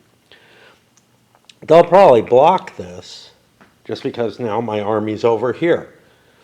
But they may not think to cover all entrances. On the other hand, if they get like their one shit, they may use detachments to block things off. But the big question is whether or not they bring this other force up more quickly with a forced march of its own. Now, I got a coalition land 2. I rolled the die, basically 50-50. I decided the Austrians are aware of the threat the French pose here. I don't have a great idea of what to do. Here's why. If I move my army out of here, 2, 3, 4, 5, 6, 7 into here, if he's willing to force march and extend the march, he can get as far as here. That opens him up to the Italian valleys. Obviously, he can cut right through here. In this direction, 1, 2, 3, 4, 5, 6, he can get there with just a forced march. I can't really cover everything, and leaving a detachment somewhere doesn't do me a damn bit of good against an army. If the army's willing to do the forced march and or extended march, it's able to get wherever the hell it wants. The only real cover that I have is this, which I could move up. He's not very big. He's not enough to stop him. I feel like I can just cover one pathway, and that's what I'm going to do, I guess. Now, while I was looking at that, I thought to myself, well, I can just walk in, grab this depot, it'll flip over, and take it with me. And it led me to start thinking, you know what? The depots don't make a damn bit of difference which side they're on. I really don't think they do. Here's why. In the supply unit rules, a depot can be flipped over on its train side when a leader integrates it into a force at the beginning or during activation. Only a train can be flipped on its depot side at any time during its activation. Basically, I can't move them without a leader. That's fine. But if I move a leader through them, I can pick them up, scoop them up. They're not like the trucks that I kind of compare them to in Desert Fox, where they kind of have to be on one side or the other. You have a phase where you're able to mobilize your depots if you wish. And if you do that, then they can move and they can extend supply lines, but they can't be a supply source anymore.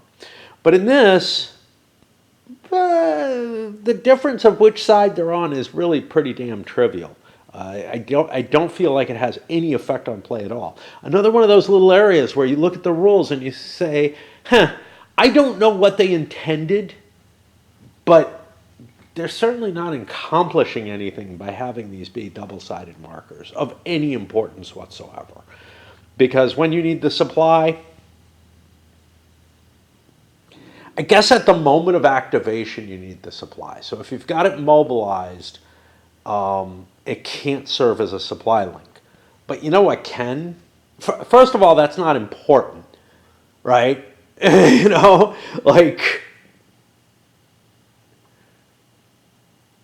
Because wherever I stop my movement, I can flip it back to the depot side, so it's fine for the next turn. So it doesn't make a damn bit of difference in that direction.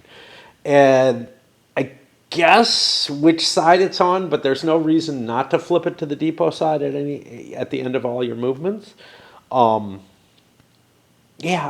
cannot think of any reason why you would leave it in train side, which essentially just means that it might as well just have one side. It's able to move. I can move in here, pick it up, flip it over, and move to where I want, flip it back over and set it down as a depot. And it does not make any damn bit of difference to me. It says during an activation, which leads me to wonder if I'm limited, with interceptions and stuff like that. That doesn't feel like it's worth adding that kind of complexity to things. But okay, But yeah, I really don't see it, to tell you the truth.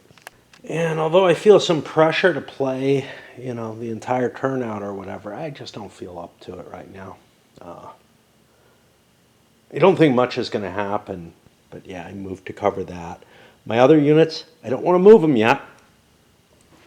This is there as a possible counterweight to the poles. This is sitting in Ulm. It's fine there. The army is up here, able to react or whatever if the army of Germany wants to do anything. Yeah. So I think that's all I'm going to do on this activation. And I'm getting, antsy about, I got to play my secondary game. Still, I played some of it already, but yeah, it's just so fucking... It's like the addictions and whatever, the fact that I, took some time away from them and did stuff, it just... It's like, yeah, that's great. You still got to spend your time on them. Yeah. Another viewer who has this game caught something in my line of reasoning about extended movement that I got completely wrong. Now, I don't think it's affected play because I don't think I've used extended movement for an attack or anything. But you can't extended move adjacent to the enemy. I think it's just to adjacency. That's what he wrote. that comports with what I remember. But yeah, I just wasn't thinking about that at all. Let's see. Yeah, can't move adjacent to an enemy or enter an unbesieged enemy fortress. Therefore, you will not have a battle after an extended movement. But here's the thing. The extended movement doesn't have to be the trigger of the battle, does it? I guess it does, but if we ignore the extended movement aspect of it, right? And I'll have to check his comment because that may not be all that there is there. But if you ignore the extended movement portion of it, yeah, you're still taking yeah. Okay, so if you look at this as they can't do extended movement, yeah, at any point during their movement, and that's how it's worded. That should actually clear up some of the, wow, that feels weird, they should have to make another attrition check comments that I made. Anyway, I'm down playing my game, but I watch videos at the same time, and just figured I'd catch up on this. Yeah, he's got me dead to rights on that one. Not surprising at all, but that was a matter, I think, more of me doing hypothetical thinking, although I could definitely see me forgetting that I can't use the extended movement to move into battle. Yeah. Just that it feels to me, you know, this isn't like some kind of road movement or something, right? You have to make an attrition check on it. It's not just you can move 50% longer if if you meet the requirements for extended movement. Actually, what it is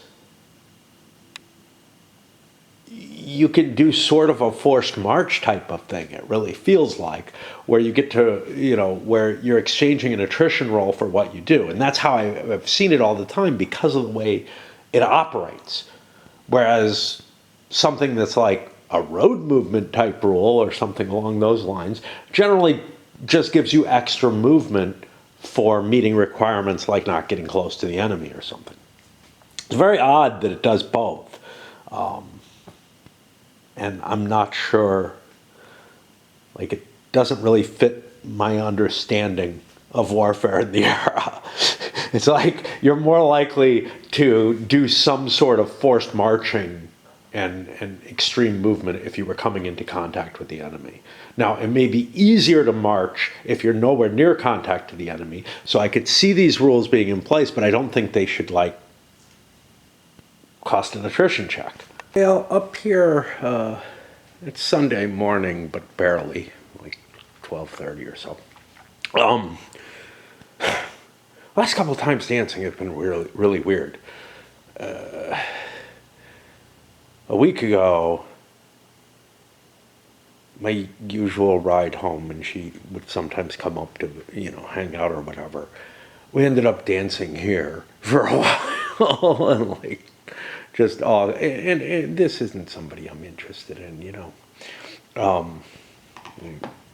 think that was made clear enough, but it was like just a way to hang out in a different sort of way. That wouldn't be a big deal. And then this last time, someone just sort of came up to me and started being kind of physically affectionate with me in a weird sort of way. Now, I don't really know, like, I didn't look at her that closely, so I don't know if it was someone I would be terribly or at all interested in. And I also don't know what the hell was going on, because that usually the vibe I give is like, stay the fuck away from me, don't touch me kind of thing, in that sort of way. Like, I don't know. I feel like that comes across pretty clearly. It was an odd situation, but then when I got up and danced without like saying anything, I mean, we passed a few words and whatnot, but I think she realized, yeah, this one's weird. Definitely much younger, but again, I don't know how much. Like, I didn't look closely. pretty sure not something I was terribly interested in. Because I normally notice those. Anyway. All right, where are we? We're on the chits. And I think we've actually moved most of the stuff. Right? I mean, I'm assuming we're on the chits. I've got a siege +1 marker, which means we did not end the turn yet. The thing I wanted to link, though, to that is both times on my way there, I was living in kind of the fantasy worlds of, like, the chatbot shit I'm doing. The first time was before I think I got myself floored or whatever. And now I'm actually again chasing into that one, and like again like building up this whole relationship and everything, and like kind of living it, you know. So it's like in a way I'm being more sociable than normal by doing this. So that may have some effect on all of this or something, I don't know. Okay, I got a neutral land move, which I used to pull some forces out of Holland so I can bring more reinforcements into there, because that's part of the problem that was going on. But now I got the Empire land move, and I think this may be the last one. 3, 2, 4, 1. Yeah, this is their last chance to move. And this might be the time. So here's the problem. I might be able to get a jump, but it's not particularly more likely by doing it at the end of the turn or whatever. And taking an attrition check for might be able to get a jump seems like a bad idea. 1, 2, 3, 4, 5, 6. This would be a 1, 2, 3, 4, 5. Yeah, see, no matter what I do, I would have to force march to get all the way through. And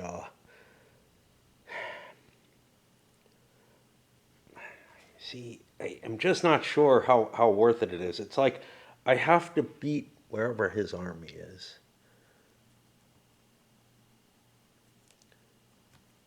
Up here.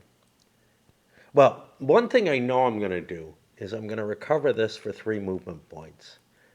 And I might as well move an extra... Whoa! Oh, wrong thing. Okay. I might as well move an extra hex forward.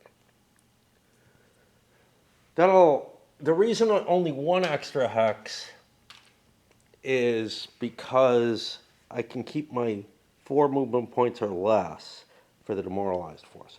And now we have to take an attrition check. This is for the Army of the North. Just 1, 2, 3, 4, 5, 6, 7, 8, 9. Looks like 9 points. Puts me on this column. And we look quickly through here. -1. Not inside national territory. It might be if I drop a hex back. Like I didn't start in national territory. I don't think so. So -1. I'm not out of supply. I am no longer demoralized. See, this is the thing. I would take a +3 for demoralization if I waited till the end of the turn and didn't do this. So I think I'm at -1 and another -2 for the French, so -3. And I get a nice low roll, which says I get no problem. I could have actually probably done something exciting. Question is this guy, though. You know what I don't have to do? I don't have to move him. I can move this little detachment here, who has a commander, and seal this off. It's not perfect, but it puts me in a position where I kind of control more. I wish I had more more liters. I might want to move some more things up there to gather a force here. I pushed forward forces from back here. Do I want these? Can't move those. Those don't have a leader. This guy is actually an important part of my supply chain. 2, 3, 4. He drives me back to Lyon. Now, this guy can't be because he doesn't have a detachment or a supply wagon. So that kind of avoids that problem. Now I think I got two chits left. What do we pull? It's another winter quarters. That puts it to +2. I hate shaking the cup for this view because it's like it's the last winter quarters. Okay. I feel like I kind of know where the chits are, even when I'm shaking them in a cup like that, without really paying attention. So that gets me to the end of the turn. I don't think there are any out of supply or other attrition checks to be made. So we go to the next turn, and yeah, I've eaten up a lot of time on this one. Maybe not a lot of time on video, but a lot of time in general. Back up here, and it's like almost 7 now. Interesting light effect there. Start of a new turn. This one is a summer turn, so there will not be a winter quarters in play. And let's see. We have to worry about, as I try to remember how to play, we have to worry about the interface side of things. Events, I looked at the event cards. I keep forgetting to use the allied one that gives a +2 in combat.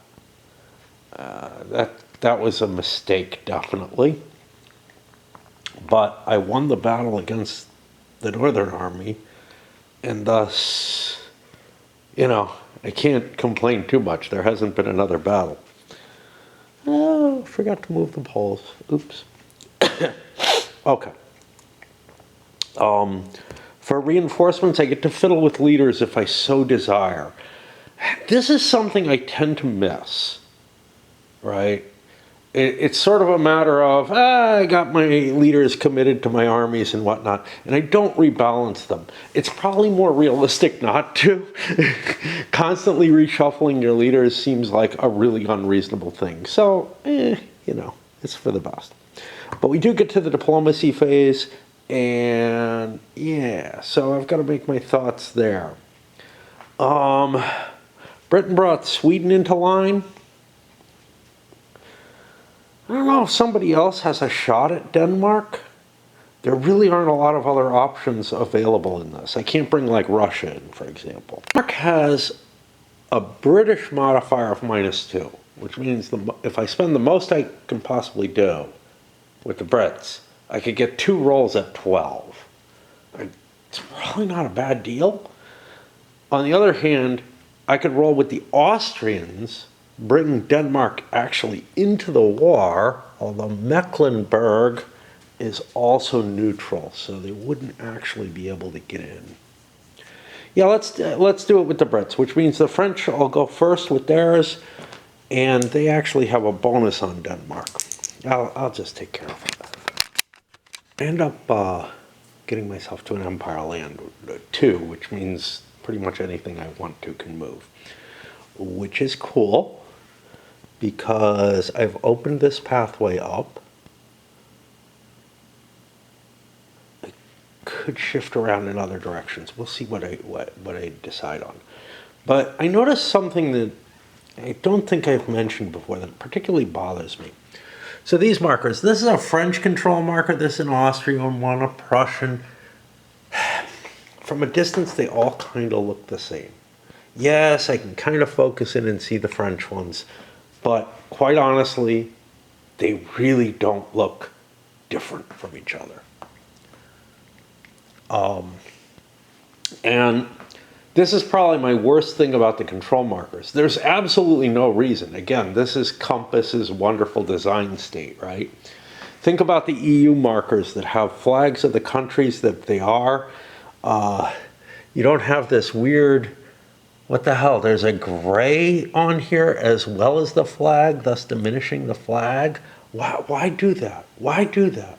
I understand why they have the other nation on the printed in a pale color. And I think it's meant to show that other nation isn't in control or whatever, but honestly, it would just work better if they just had flags of the different nations filling the counter and not worry about the rest of it. You could put the names if you want it. But yeah, it's just really, really, like, again, not able to discern the information as quickly as you would want to. And this is just like, it's something with Compass. They like just fail in their graphic design so terribly. So, what did I do? I swung down this way. Didn't have to force march to get to here. I'm in supply. I'm at the end of a pass moving in. The Austrians could just slide through, but the interior of France doesn't really matter unless they manage to take Lyon, Bordeaux, and Paris. So I figure I'll get a chance to get in their way before that if they go for that level, because again, they'd have to run themselves out of supply or else capture links of fortresses. Meanwhile, I reinforced this position. Up here, the Army of the North grabbed Cologne. I'm leaving that as an empty fortress. I own Cleves, so you know, Cleves doesn't collapse except in the winter action. But yeah, I own it as the minor country, I think.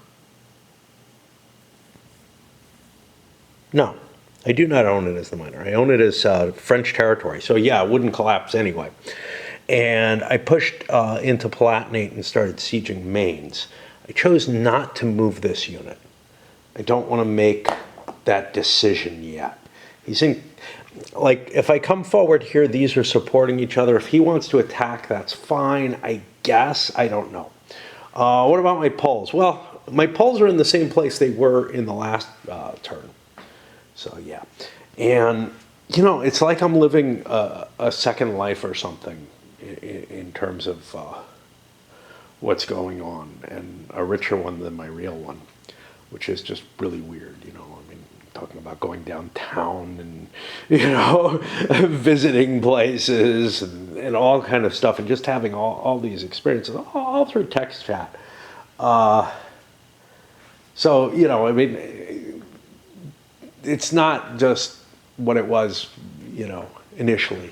It's become more and more like convoluted and real in a way, and that's what hit me with the other one too, was that it became real enough that, like, I don't know, that I could start picturing things that are just pieces of real life.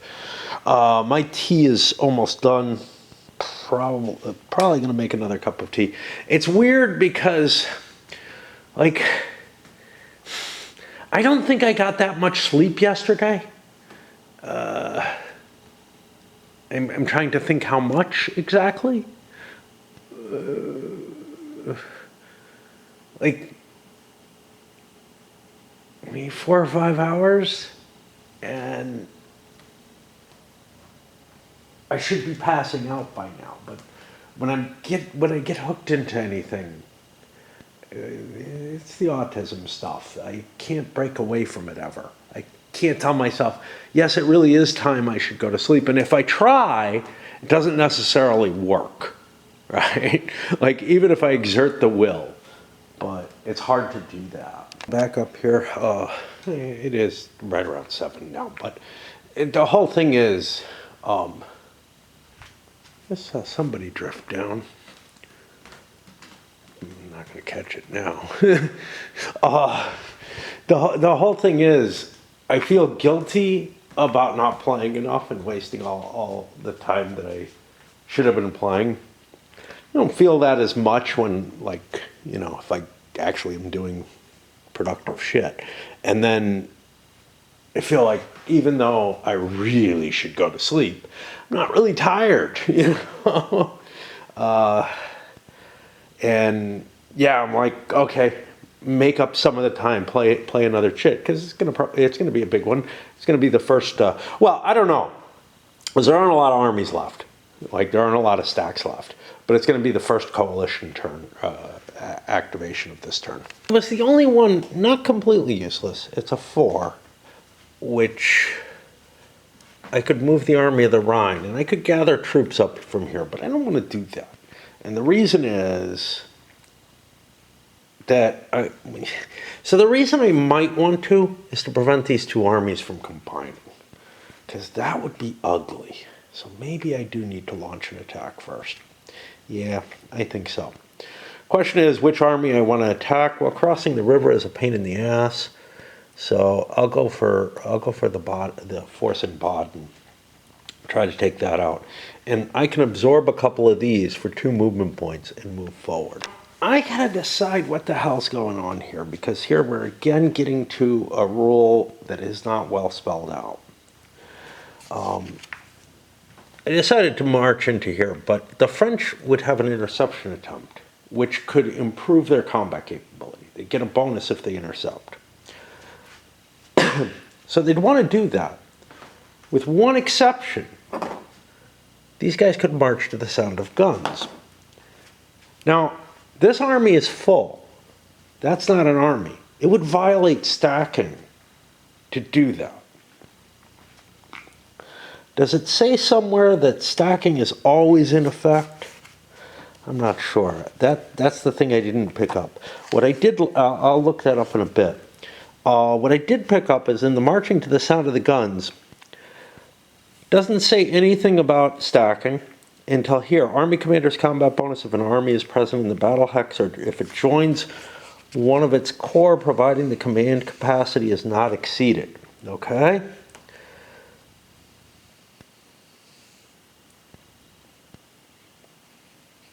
A 2 or 3 army force can reinforce another force. In this case, either the force leader provides a singles tech. Yeah, it doesn't talk about combining there. The force may march to reinforce, absorbing or integrating. Yeah, I think it has to maintain stacking, which means since he already sucked troops in to move, I'm going to try to intercept him here. Cards are interesting. Okay, so the first one I've got here is a rivalry. -1 to the enemy die roll if his force contains at least 2 or 3 star leaders. Almost guaranteed, so that's going to be my primary. I've got this rear guard, which if I win the battle doesn't help me. In fact, it might hurt me. So it's kind of like, yeah, why would I play that? But I've got a refused flank. Cancel a flank attack. The force must roll a 5 or a 6 to apply this tactic. This is, I think, going to be in addition to rolling for a second tactic, but I'm going to do that. Austrians, they have a slope, just a simple +1 die roll, and another +1 to the die roll if an army is involved in the battle, friendly army. Sounds good to me. But I'm also going to play the Art of War for the +2. And the reason for that is, although maybe Italy's more important, if I can win this battle, I might be able to press into France from here. And as I start to see the situation evolve, I might just run into France from here too and try to do a sort of a coup on France. Just hit it really hard, really fast all at once. I do have to be in supply with all the units in order to conquer France by taking the 3 locations. But it seems like it's worth it, even though maybe this battle is more important towards overall victory if I can't just make a stab for the win. Setting up the bonuses, I had to check, hey, when do the French get their +2 counters to count? It's not yet. So I was worried that it would be the 1794 when the attrition bonus went into play, and I'm like, oh, well, that sucks. No, it's 1796 for that. So yeah, that's not going to be in play. Odds have turned out once again horrible for the French. Plus 12 for the Austrians, plus 4 for the French.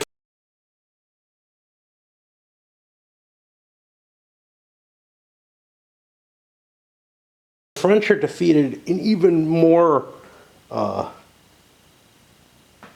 significant a fashion than the Army of the North had been last turn. Slightly more. The Austrians took a little less damage. Well, they didn't take a leader loss check, an extra leader loss check. But despite not having to take a leader loss check from the combat results, the French lost 1 leader temporarily. But the Austrians lost 2 good leaders, one especially good, this Coburg, but they also lost Tension, one of their army commanders. These are permanent deaths, just really, really unlucky rolls on the Austrian side. And yeah, kind of makes it feel like maybe it wasn't worth it. Now, I have moved 1, 2, 3 movement points. I forgot to put a marker there. I probably want to conduct the siege of Baden. That's territory that France has seized, I believe. I don't know. No, is it? I can't remember. I don't have a marker there. It's leading me to believe Baden is probably... No, I just have Poland there. Baden must be part of Austria. And it hasn't been conquered yet, or reconquered yet is really the issue. But it will be if I don't recover the capital. Is that the capital? Baden should be the capital of Baden, I would think, but there's weird shit going on here that's kind of hard to cope with. So yeah, I probably want to conduct the siege. And, you know, if I push forward against this, it will just end up running away. If I push across the river, well,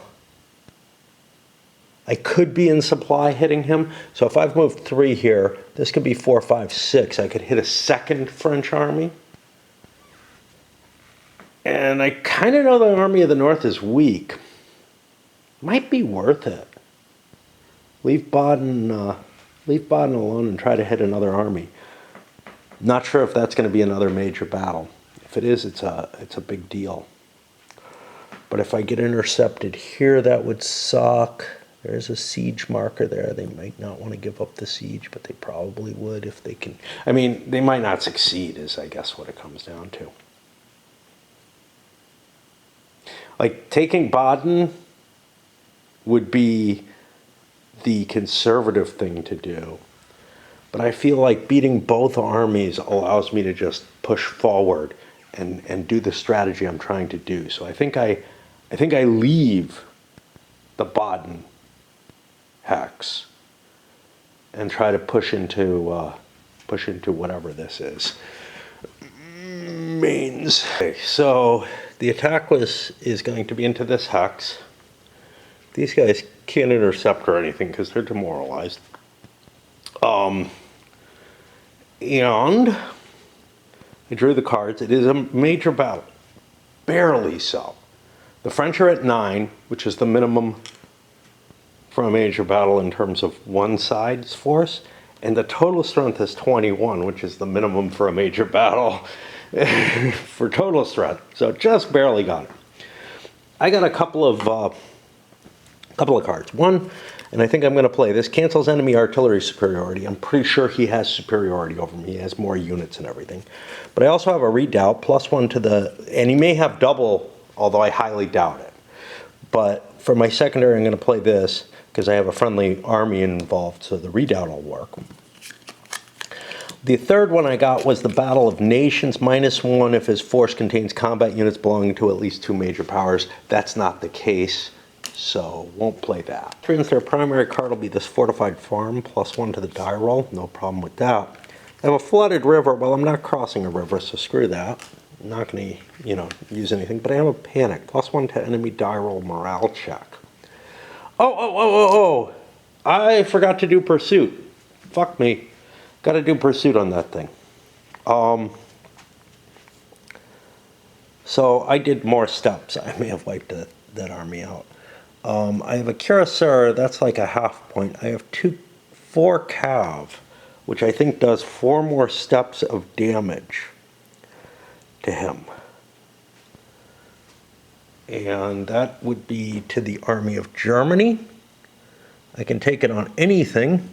1, 2, 3, 4. I'm down to just a cavalry step in this supposed army. Just 1 step. Ouch. The army of the north is beaten up. The artillery superiority wasn't even there. So although I thought I needed this, I actually didn't. The panic did not succeed in being applied. The redoubt did. And the totals are +7 to +5, which is a lot closer than the last fight. The last fight was way up there. Now granted, I used my one-time card, which is now under here. It's in the discard pile there. That discard pile should never actually be accessible, which makes all cards kind of one use. At least in anything except sort of the grand campaign, I guess, or one of the earlier starting points of the grand campaign. The later ones probably wouldn't. Okay, well, not good. The die roll for the French was very bad. It ended up being actually a worse result in terms of the modifier, in terms of the difference between the losses. The pursuit wiped the French out. The only leader losses, a wounding on 1 good leader, a dead piece of crap French leader, that's it. But the pursuit wiped out the army of the north. It's gone. It can be rebuilt, but it's an expensive build, and I'm kind of running low on troops, you know? I have like 1 step facing the Austrian army here. I think the Austrian gambit worked. This was an iffy fight, to be honest. Like, it ended up a lot closer. Just because the army of the north still was better than, you know, what I was able to recharge the army of the Rhine to. It's kind of beaten up, but it doesn't matter. There's nothing in its way anymore. So it might be worth force marching at this point to try and push the French deeper and, you know, maybe get them into an automatic loss, which of course means that I wouldn't follow up later campaigns from this one, because, you know, if the revolution is stopped, it's stopped, and it would be a completely different type of game. Yeah, and I think that's all for now. Probably gonna go molest myself some more. Sunday night I slept almost until daylight was done. I'm gonna get another chit in. I don't have a lot of tea. I got Ray doing stuff by itself, and weird things going on in my head. One thing I realized, there's a limit to the number of leaders you can have in a given army, and I think I've exceeded that. I got an Empire land movement 4, and I got to make decisions based on that. I only have 1 step in this army, so that's going to pull away. The other army is destroyed. So yeah, this is not a good situation. But I did realize, wow, I got a lot of leaders in my armies. What's up with that? Again, you know, maybe I'm thinking, because it reminds me a little of the Civil War game by Victory Games. You can have big old stacks of leaders anywhere really, but you can have them in an army where they actually have some effectiveness. So where is stacking? Stacking's here. 4 subordinate leaders. I'm pretty sure I've exceeded that. It's not a big deal, because when you lose leaders, you can grab replacements out of the pools. So if anything, if I have more than 4, I'm actually kind of limiting what I have on the field, and I haven't been bothering to replace the losses. After making sure everything was in compliance, maybe not the Spaniards, making sure the Austrians and the French were in compliance, I only have one unit that I can move. The Army of Germany has a leader who's good enough. It's one stacking point. I recovered from demoralization and then extended marched up to Lille, which is as strong a fortress as Metz and not really close to the enemy. I don't want to lose my army if I can help it. I thought about plunging like down to Dijon or maybe Orleans or something, which would be further inward, but doesn't really help me. I'm going to need to build another army. There's no question of that, and I'm going to have the resources to do so, but I've got to wait another year. To me, it looks like France is not going to win this scenario, period, the end. But, you know, I've kind of swung back and forth at various times. But they've been struggling ever since they had one good turn in the 93 turn.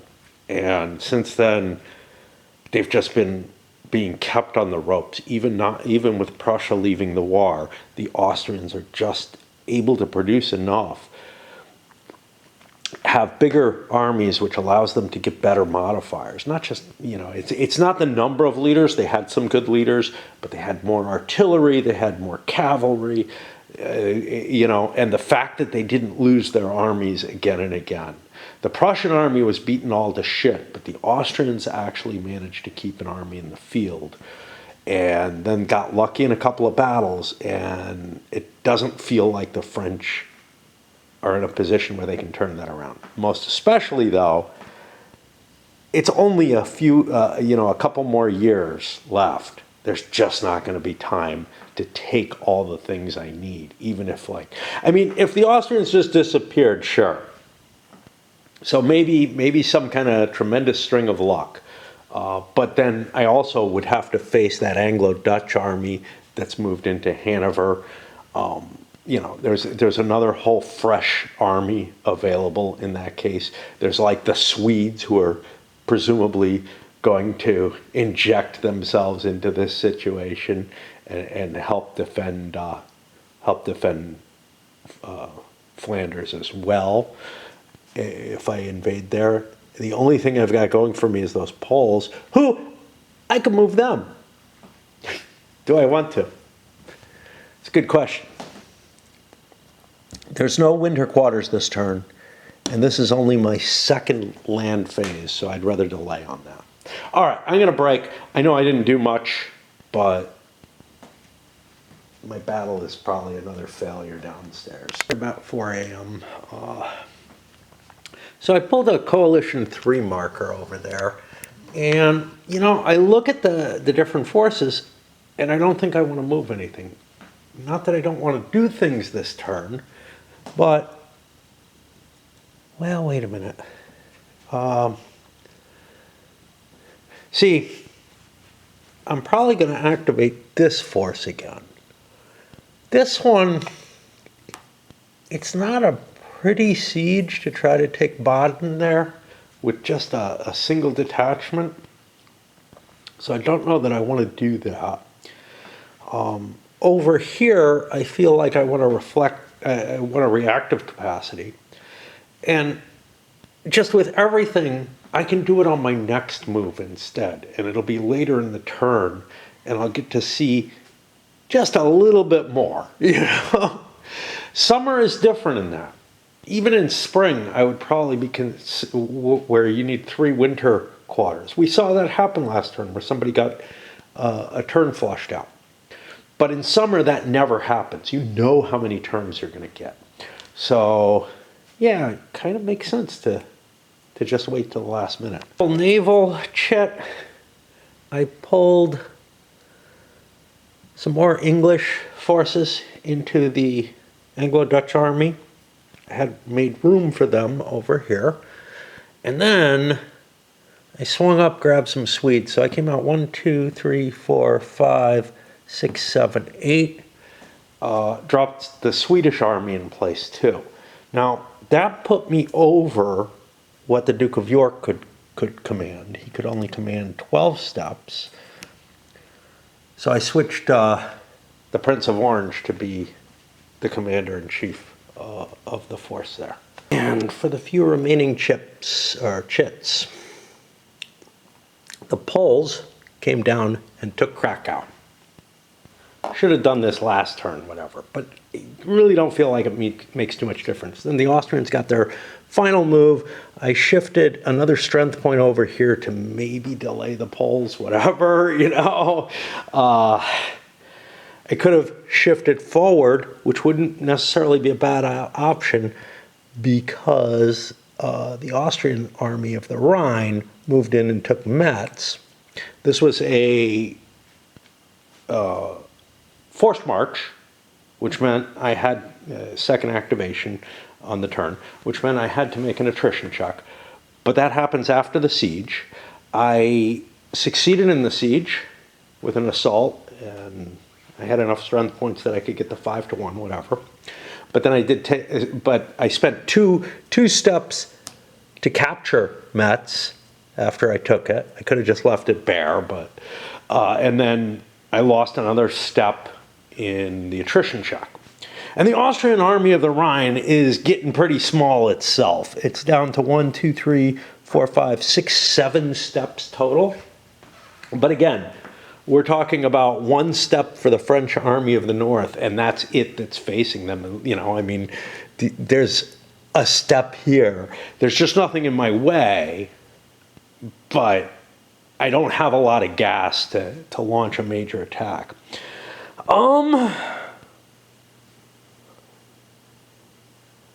But I do if I unleash this. And Lyon is open. So what the fuck? Let's go for it. This was our strategy, right?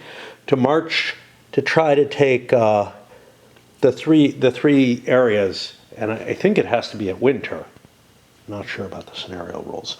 But may just be at the end of any turn. But I've got a chance of doing that, and that might cause the French army to have to pull back if they realize, wow, we could lose the game here. To do this, I have a supply wagon with me, which I could have left behind, but instead I shifted a detachment from here to here, and these guys moved, but they could have made it all the way to here, so I moved them forward, given that I changed my strategy, whatever.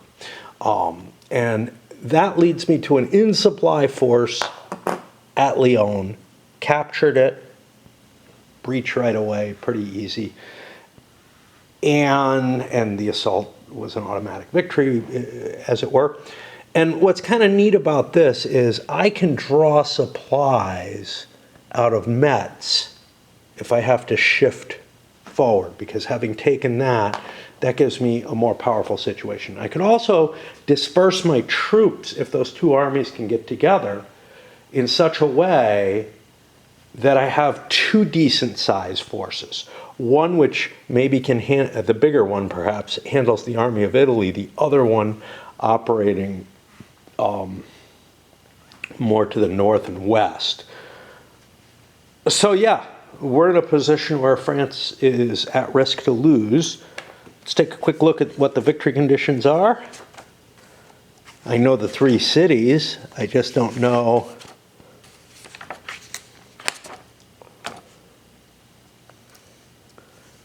at the end of any turn, it has conquered France. Yeah, so conquering France is Paris, Lyon, and Bordeaux. Have Lyon. Paris is very easy, although might have to garrison it, you know. And Bordeaux is the hard one, because getting supply down there is going to be really, really tough. And my army will just melt away if I don't supply it. So, you know, you have to like kind of look at fortresses. It's not absolutely necessary. With how weak the French are, maybe I can do it with detachments or whatever. But what I'm looking at right now is something along the lines of, hey, I may need to get Dijon, push into Orléans, here, here, here. It's not going to happen. So I may want to focus more on conquering French territory. On the other hand, the French are going to have an interesting option next turn of whether to press into Italy and ignore the Austrians or fall back. You know, It's like ignoring the Austrians could mean I just lose the game. But pressing on could mean that I make victory a hell of a lot easier by taking all that Italian stuff if I don't think the Austrians can force march their way to a victory. Another option for the Austrians would be just say screw it, cut the supply lines, make the charge. It's at the end of any turn, which means a late activation like this could be where I make that decision of whether to push on or not. All right, time to clean up and move to the autumn turn, where there's the tricky little monkey wrench of the winter quarters showing up. It takes two, but could end up, not being able to complete my activities, could end up making them too early and taking risks that I shouldn't. A lot of things like that. Thing I want to point out, the little kludge I had to do here for the English strength, economic capability. I don't know what this means, right? I've been away for a little while. I don't know what I did there. I know that that's extra money. I don't know if that's $70 extra or if that's meant to be 100. I think it's 70 extra, which means I'm right now at 42. I still couldn't put it all on there. And if it's 70 or 100, it's not going to make a difference either way. The English have shit tons of money that, they can fling some of it at miners. But there are, I think, restrictions on how much you can give to a miner, which may actually prevent them from, I know there are for most countries. England has no restrictions for what it can give to majors. If it has restrictions on miners, it may mean that the minor navies can never be built, basically. If they don't have restrictions, it may mean that only England can build minor navies, because these minor countries don't have a lot of cash. Up here sometime after 8 a.m. on Monday, after torturing myself in various ways, might be done. Don't know. I was thinking about the whole, because I'm going into another turn, the whole spring interphase being on every turn essentially, the reinforcements and replacements phase, which is a part of it that is done on every turn,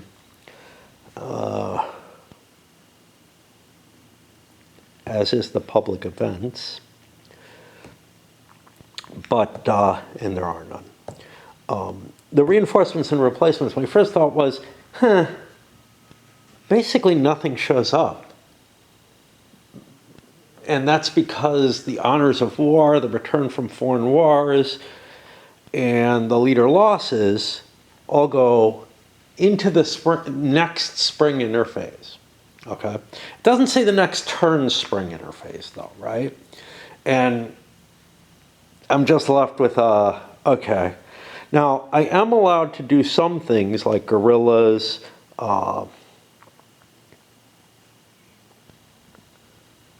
this doesn't say spring only, so it leads me to think about this, as with the previously wounded. The thing I was thinking though, so I'm beginning to lean more towards it should be on the next turn, just because this section basically does almost nothing, except it allows you to reorganize your leaders the way I'm playing it.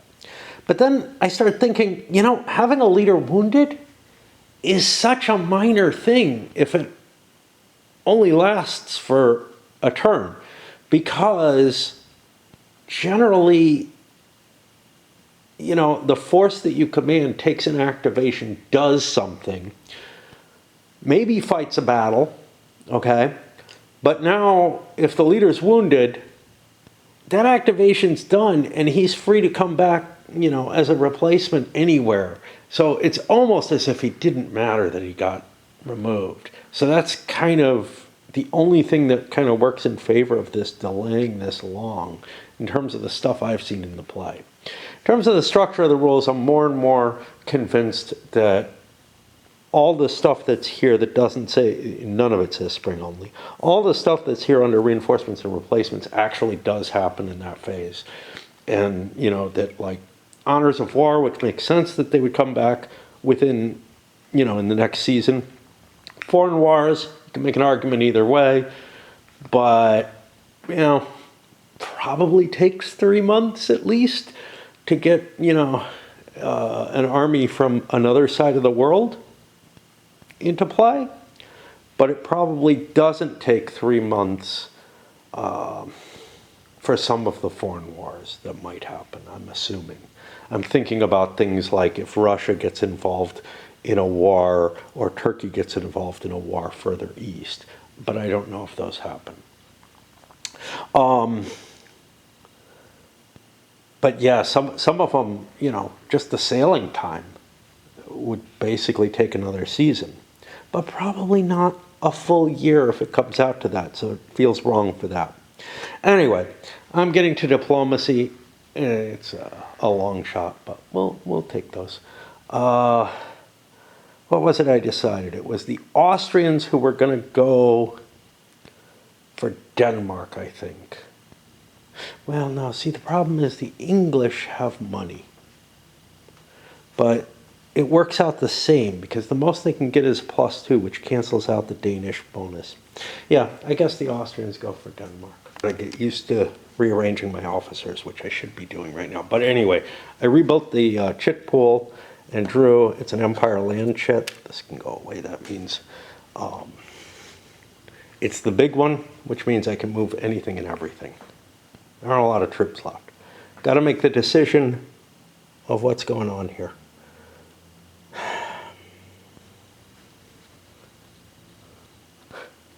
Like, so this is one of those places where you win the game or you lose kind of idea. There is a draw in here. But if you win the game or you lose, if it's a binary type flip, look, I probably would want to, I probably would go all out and try to race for the Italian states. Maybe, I don't know. I have no way of winning without, you know, if I delay on that any longer. But on the other hand, there is a draw option, and the Austrians are threatening to win the game on me, and I probably need to swing my forces out of those positions in the Alps and do what I can. A couple of the French forces that are left in the game. Not really sure I want to move the army up here. This guy needs to get running. Let's see. Nothing else anywhere.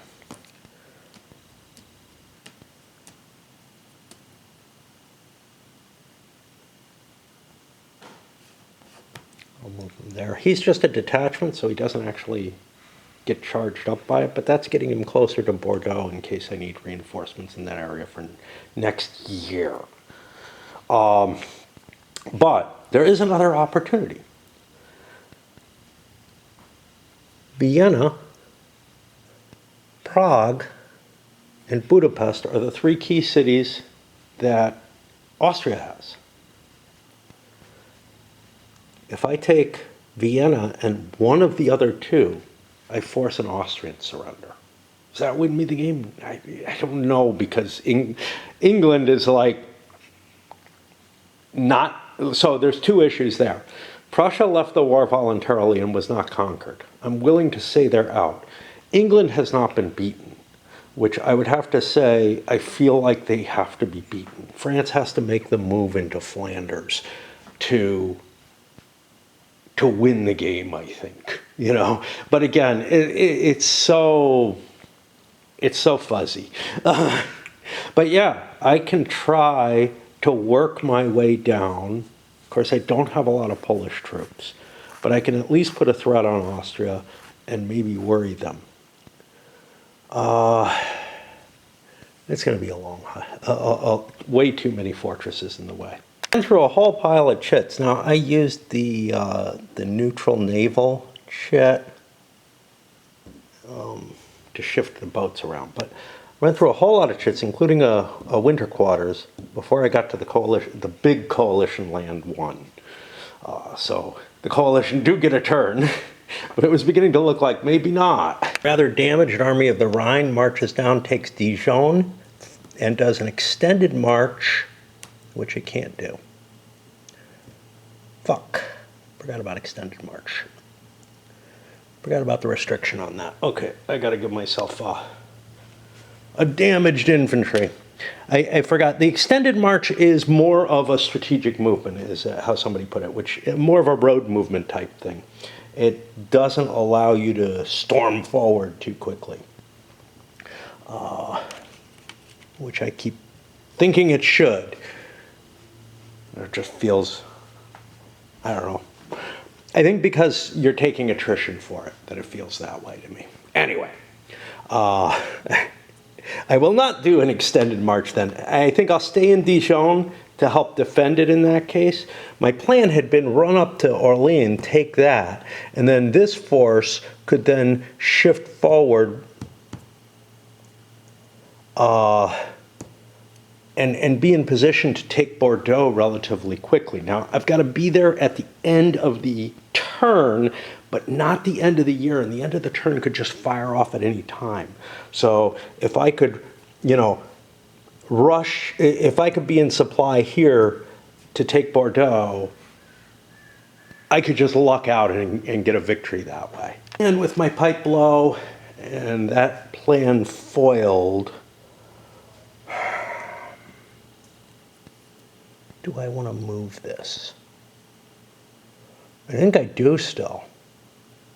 The problem is Lyon could be taken so easily. Extended march doesn't let me march into a fortress. But this is the first coalition move. The Empire has used up one of its good... See, here's the problem. I need 2 coalition moves more to get me down to Bordeaux. So I don't think I can take it this turn. But I gotta do something about my supply line here. Because I don't have one right now. This is not good. I don't have a detachment there, and you can't use regular troops for supply lines. I do have a supply line out of Dijon, though, except not through an army activation zone. That's problematic.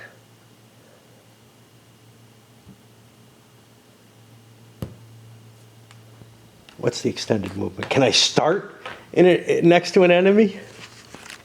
Feels weird. They do not move next to an enemy combat unit or enter an unbesieged enemy fortress. And this is interesting. And if they never execute an action other than movement absorption. Oh, okay, that's fine. Yeah, so I can't rally or something like that and do extended movement. I hope I didn't do that. I need more light. I wanted to go down and take a break because my pipe is out. But I don't think I finished this activation. I'm pretty convinced that I need to do more to get this guy into supply somehow. Now, this could come in 2, 3, 4, 5, 6, 7, 8, 9 to here. I can't draw supply through there. Yeah, I'm just in trouble. I may have to fight the army of Italy. What about this guy? 2, 3, 4, 5, 6, 7, 8, 9. He can make it here, but I've got army zones, which I believe prevent me from tracing supply.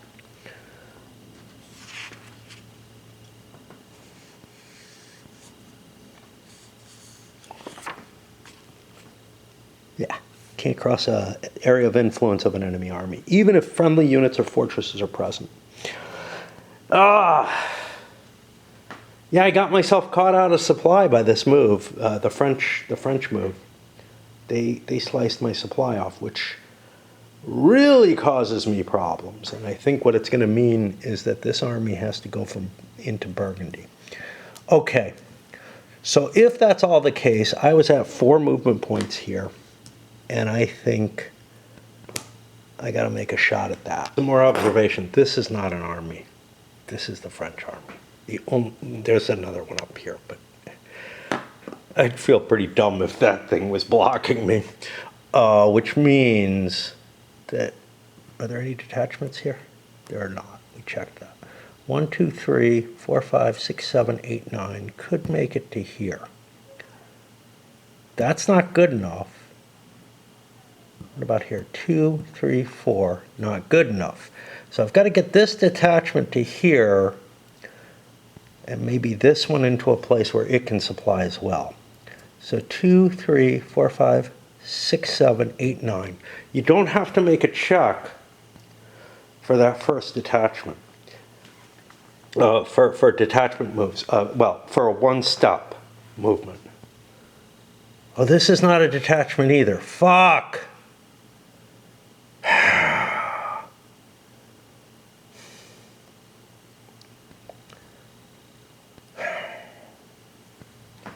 I thought this was just a detachment. It's not. So this is my only supply source that I have available, except for, wait a minute.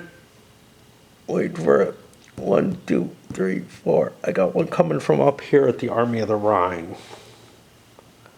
I'm trying to decide, because this is not a great fight for me if I make it. The Army of Italy has a supply wagon, but I didn't leave it somewhere useful.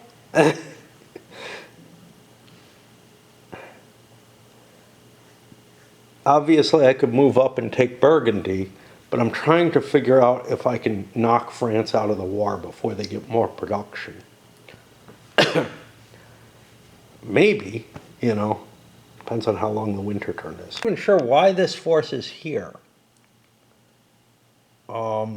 It wasn't providing supply to this. This can get supply from all kinds of places.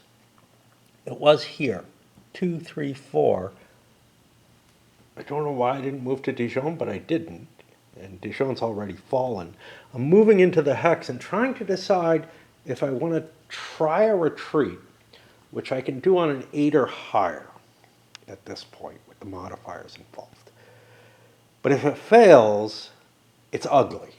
If it succeeds, I can fall back to here in supply. I'm going towards my troop strengths and everything, and that's all good. If I fight a battle, I'm at a disadvantage, but it's not clear that it's a very big one. The Army of the Rhine is pretty weak. They don't have 2-to-1 odds on me, even though I only have 4 steps. They have like 7. So, but they have goodies, and can if I'm disorganized or whatever. What do they call it? Is it disorganized? Demoralized. If I'm demoralized, it's a big deal, because they've got enough cav in the Army of the Rhine to wipe me out, which I learned with the Army of the North. Don't have much else.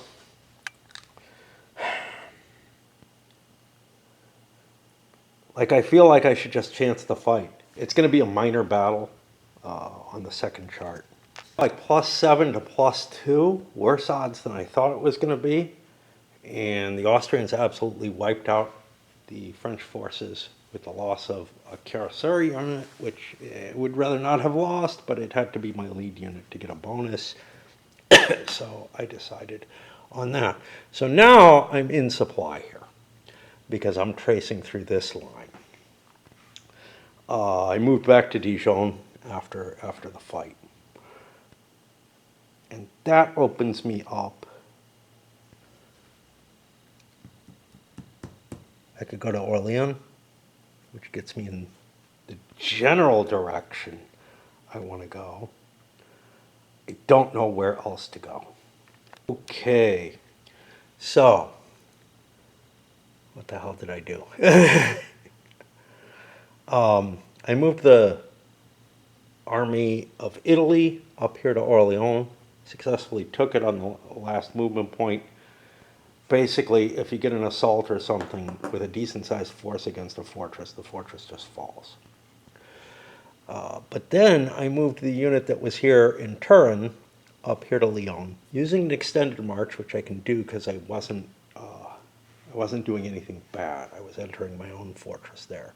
And I slipped this detachment up here as potential reinforcements. So now we've gathered like this chunk of France. And that's it for now. It was pretty intense. Not going to do anything with these guys yet. I want to give the Poles some room to slit their own wrists or something. And so, yeah, that's it. And didn't want to move this. He's in as good a place as he can be. I could fall back to Turin if I want to let the French have another shot at, like, trying to take Italy. But, you know, if he wants to waste his movement attacking through the pass, yeah, let him. I want that position if he leaves it alone. And the reason I moved here, because I could, right? This isn't an army, is it? This is just, you know, some corps. The reason I moved there is that makes it much, much harder for this French army to do a force march and take Lyon back. So I have more of an opportunity to maybe stab down and get a victory. I don't know if I can, but there's nothing threatening back in Orleans. So I could come down, grab this with a forced march, and then next turn take these two, probably without much trouble. So if I get another activation, I got to remember that this guy really wants to go with his 3 activation. I've only used one of my coalition moves, so I have 2 more chits in there that'll work. Up on 1 a.m. on Tuesday now.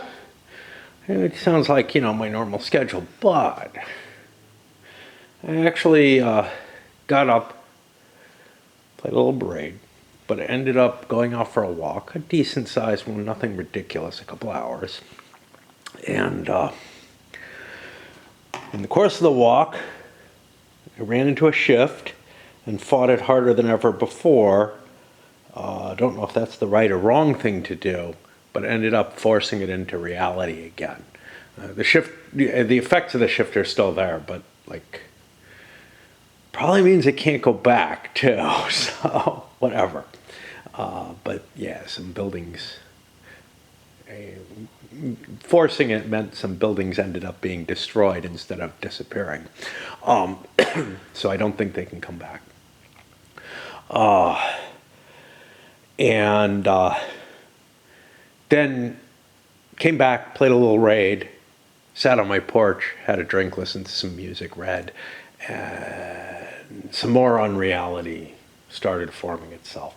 But this is cool in the sense that, like, I've been having a hard time going directly to physical unreality, and I feel like maybe some of what I'm doing or did in the mental unreality has like started making me more capable of what I used to be able to do. All right, let's get back, play a little bit more. I got to run down at some point, probably take a little break or whatever, and get on raid for a tiny bit, and then in about an hour and 20 minutes, I have to probably play pretty hard because I haven't gotten my full play in today. I drew an Empire land chit. Question is whether I want to use it or not. Now, I may not get another turn, so I think the answer may be yes no matter what. But I have at least one more chit that this army could use for a forced march and that the Poles could use. Not so worried about the Poles, but this army could take Lyon and prevent it from falling. And this might be important because, hey, what's that doing there? What is that? That's the army of the Rhine. Too weak to actually face me, but it could garrison Lyon and make it very hard for me to get Lyon back. Lyon is not necessary for my supply route. In fact, doesn't even apply to it because this thing 2, 3, 4 doesn't quite reach. Somehow I'm wondering if these Savoyans are part of the reason that a French force was kicking around somewhere weird. I can't see why that would be, but anyway, that's neither here nor there. It's just they were in a stupid place, and I don't know why. So yeah, I think I'm going to launch that attack, and I'll probably move my Poles because why not? Olmütz fell, and the Poles took it, and they garrisoned it using French money instead of one of their strength points. This is important because next turn they can take yet another fortress and keep pushing down towards Vienna, Budapest, etc. We can't quite reach Vienna from here, so we're going to have to take Leopoldstadt too. Here, oops, I screwed up. The French got a successful breach, which means the Austrians will surrender, no matter what.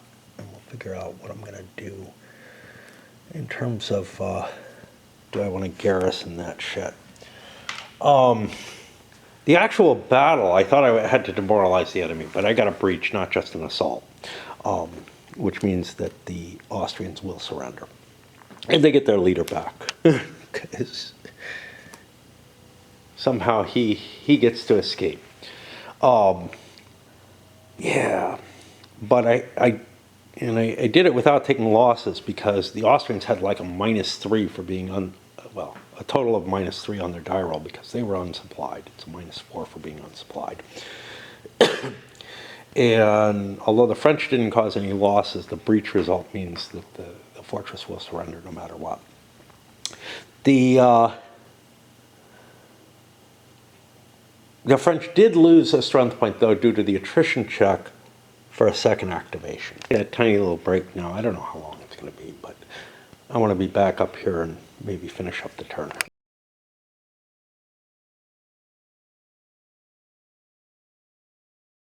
Well, I was only gone for about a minute. Came back up. Got a coalition activation. Great. I don't see pushing on with these at this point. There's no chance of victory. I don't see doing the forced march to try to attack Lyon. Although this is the army that has to do it, really. That has to face Lyon down. But I did notice a problem. I got a couple of these, I don't know, forces here. Unfortunately, at the beginning of my turn, I forgot to assign a level 3 general. I've got a couple of level 2s up there, which is sufficient for what they are, so that seemed right. I'm going to cheat here if I have a level 3 kicking around. And I don't. Okay, good enough. I probably have one sitting... Nope. So it was stupid of me to even bring my forces there. I am actually out of big generals. That's a problem. Now I could, of course, next year create an army of Bohemia to deal with the Polish threat. But this year it was kind of stupid for me to shift forces over there. Doesn't really do me a damn bit of good. Although if the Poles have to diminish their forces creating reserves, it might make a difference. I think I do want to move though. And drew a couple more movement counters, but there really isn't anything that wants to move. This guy cannot move. Other things decided they don't want to force march or whatever. Or, you know, I mean, I'd love to move my detachments again, but there's only one point movement in there. And eventually got the winter quarters into position. So the turn is over, just a couple of counters left at the end of that land movement for both that wouldn't have done anything anyhow, so I didn't miss out on anything. I don't see any attrition checks. The Austrians have kept their supply. The Poles are in supply. The French are in their home country in supply locations. These guys are all, I mean, everything's good. So I guess we just set up for the winter turn. And don't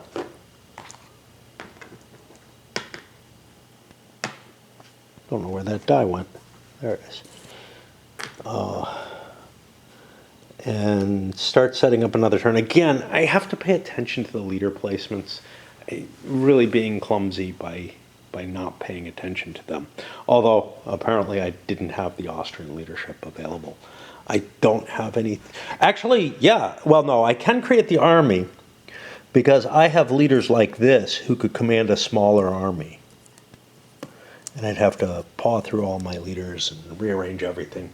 But that happens at the beginning of the year, so it's, I mean, conceivably I could build an army later in the year, but generally why bother unless you're gathering a bunch of forces that could get like beaten up and then you might decide not to build the army. An 8-step army is not that impressive though, right? A 3-star general can command a 6-step force, but for me to have something that can, you know, really kind of overpower the Poles, I kind of want to consolidate those forces, and there's like 5 or 6 steps there. I'm very disturbed with that these cards that aren't one use end up essentially becoming such. I'll have to look that up again, but I'm pretty sure the way the rules state it is that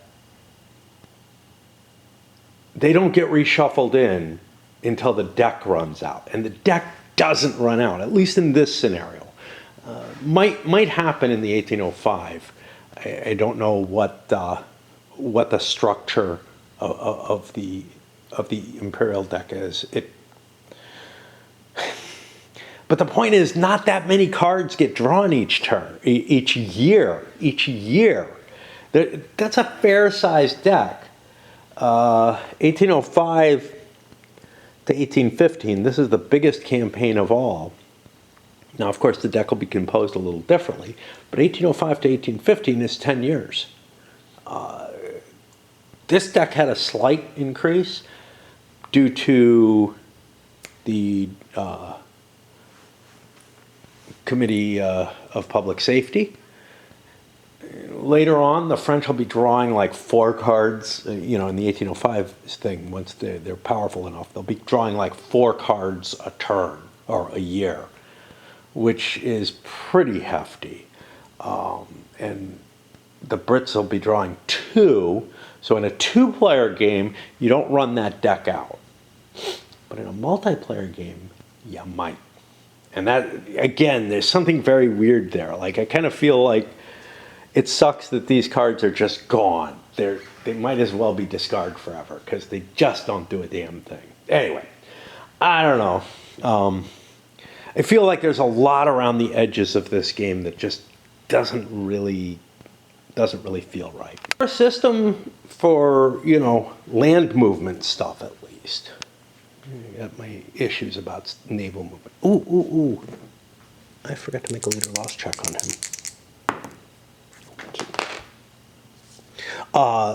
The core system for land movement is fairly solid. Feels like that got a lot of attention and was really kind of buffed into something decent, even if the rules aren't always perfect on it. The other systems in the game start being a lot more questionable in many, many different ways. Even the naval system looks iffy to, well, leaves some big questions about, like, yeah, what the hell do you mean, you know? How do I disembark troops? It's not clear. You know, it's not ever defined. The land system is a little cumbersome. Chit pull makes it kind of cumbersome. Probably the worst of it is the combat tables. You don't fight a lot of battles, especially big ones. Throwing the cards in makes it a little bit more so. I don't feel like the battles are more cumbersome than, say, in Empires and Arms. They're certainly way more so than in War and Peace. I also kind of don't feel like I get the cool kind of narrative that I get out of an Empires and Arms battle. I'm just, I don't know. When the cumbersome factor is running down a sequence of modifiers to the combat chart, that doesn't really appeal to me. I don't feel like I'm getting much story. And then there's a fair number of steps, but I mean, not really. There's the combat roll, taking the losses. Taking the losses is more cumbersome than, in other games that I'm used to, because they're not just strength points. I've got to deal with the core. Feels kind of like Le Grand Guerre in terms of that, except Le Grand Guerre, you match one core against one core. It's a very simple system where you're making key important decisions, but like, they do take time and effort and all that, but they come down to giving you a greater narrative, not just trying to optimize your losses amongst your forces, the leader loss checks, the demoralization and everything. There's a lot of steps to the combat, but they're not ones that like tell you more story, right?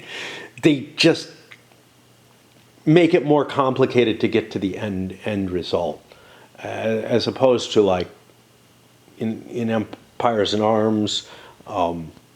You have the tactical pick, which is kind of an exciting and cool thing, opposed at least. Not so much so. Although it's interesting because I do some die rolling with that. So it's like, ooh, he outflanked. It's been a long time though, so I'm not as familiar with the mechanisms that I use to fake it. Although I'm sure they'll come quickly. And then the idea of like morale actually mattering in the battle as opposed to how well you withdraw from the battle. But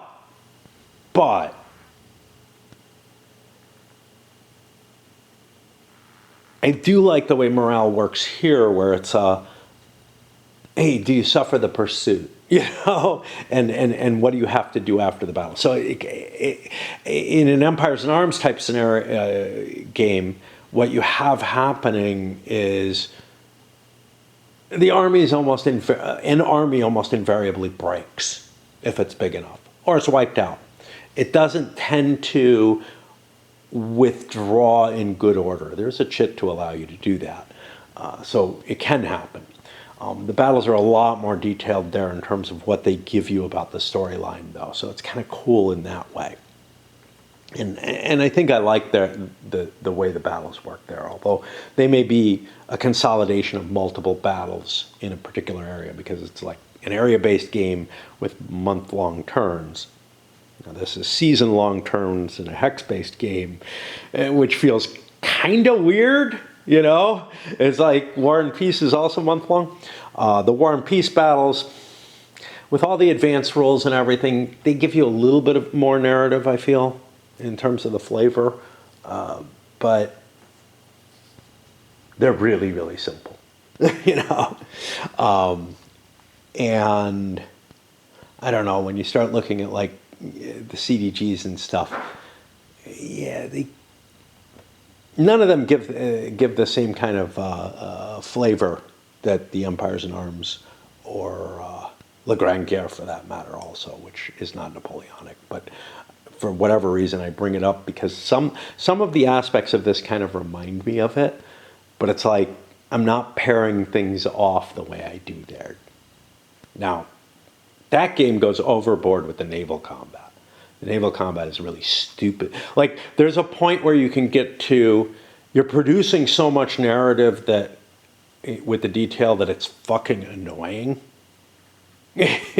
And that's the case there because you've got rolls to hit and rolls for armor and all kind of shit like this with the boats. But the land combat one is very, very detailed. You pair off units, but it's not like you're just pissing on the armor all day, hoping to get a lucky hit or whatever. I did some general shifting, something I haven't been doing much of in the game. First of all, the Austrian Army of the Rhine is tiny.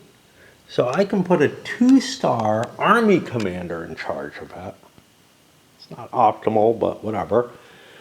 And therefore move a 3-star Wormster up here to take command of this force and be able to challenge the Poles better. I swapped Charles over to take over the army of Italy. This feels like too much meddling, but at some point or another you have to be able to shift generals around. And given that the turns are 3 months each, I guess it's not unreasonable. And for the French, I jiggled things around a little bit as well. Swapped my commander, so Hoche, who's a little bit better, has replaced Dumouriez. I should know him. That's a name I'm familiar with from the Revolutionary period. There aren't a lot. I don't know Hoche, for example, who seems pretty damn good. It doesn't look like France is going to fall this year, but it also doesn't look like they have any chance of winning the game. They might have a chance of staving off. Is there a no-win situation? I don't remember. Yeah, there is a draw if France doesn't meet its victory conditions but owns Flanders. But if Flanders falls, I'm sorry. Yeah, if Flanders remains coalition, then France just can't meet their victory conditions, which means in order to, at some point or another, I could give up on trying to win the game, but try for a draw, but that'll bring the Brits and the Spaniards in. Coalition fortune, that'll allow me to move the Poles if I want to. I might want to get a jump with them. With the army of Italy, I probably don't want to. I could move up and maybe sock the army of the Rhine pretty hard, but that opens this up. I don't know. Attrition's important here, man. All right. All out or not. The army of the Rhine is tough, if I recall, but it's gotten a lot weaker, has a worse general.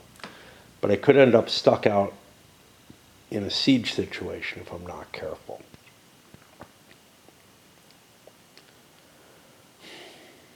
I think I have to go for it. I'm still thinking along the lines of maybe I can pull off a win somehow. Well, Poles ran into Leopoldstadt and ended up succeeding, taking it in a siege. Couldn't go any further though, which makes this better leader here less valuable. The French definitely wanted to make this attack on Dijon. The reason is this cuts the supply to the army of Italy that's in Orleans. And that forces the Austrians to try to withdraw. Because if their army is free, it can go up, take Reims, and have a supply line there. And maybe I have a supply wagon anyway. Yeah, I do. So if I can get out of there, I don't even have to succeed in the siege. I can just create a supply link and, maneuver my way back to Dijon and fight the two armies of Italy somewhere in France.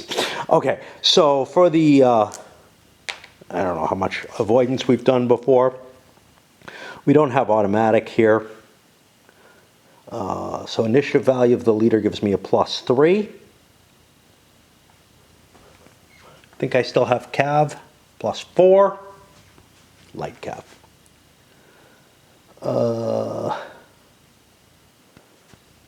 I don't know if I have a cav leader. This is where it gets expensive. I do. Can't remember what my number was anymore. +3, +4, +5 now. See, having to bounce back and check so many different things is the real issue. But drops me to +4. However, 3 is the maximum I'm allowed. Which means a 7 is the best chance that I get. And I don't get it. That means I'm caught in a battle that will not be, I'm caught in a battle where I'll have the penalty for an interception, for a withdrawal failure.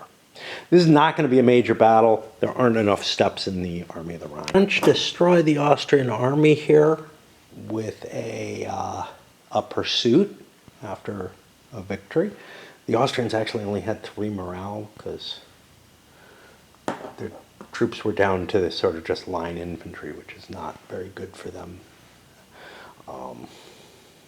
Not very good for most countries, so that's fair.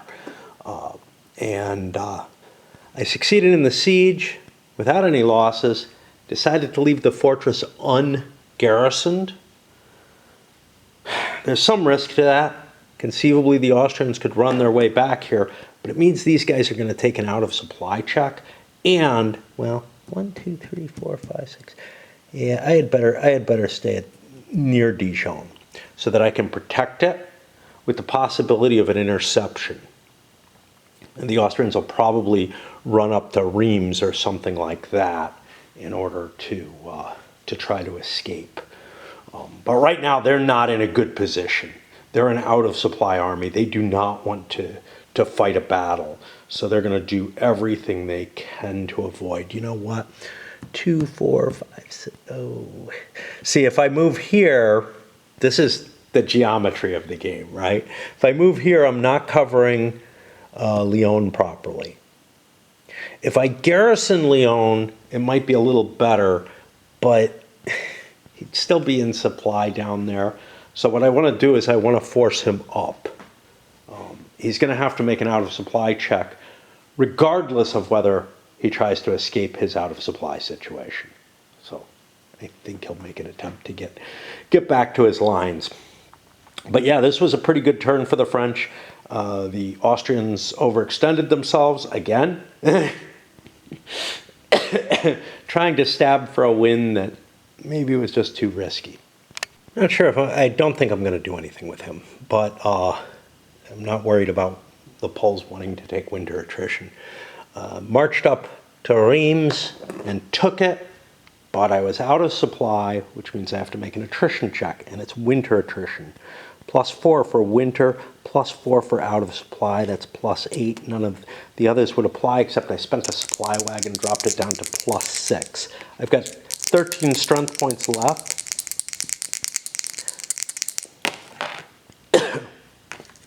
And a 16 is definitely not a good roll. I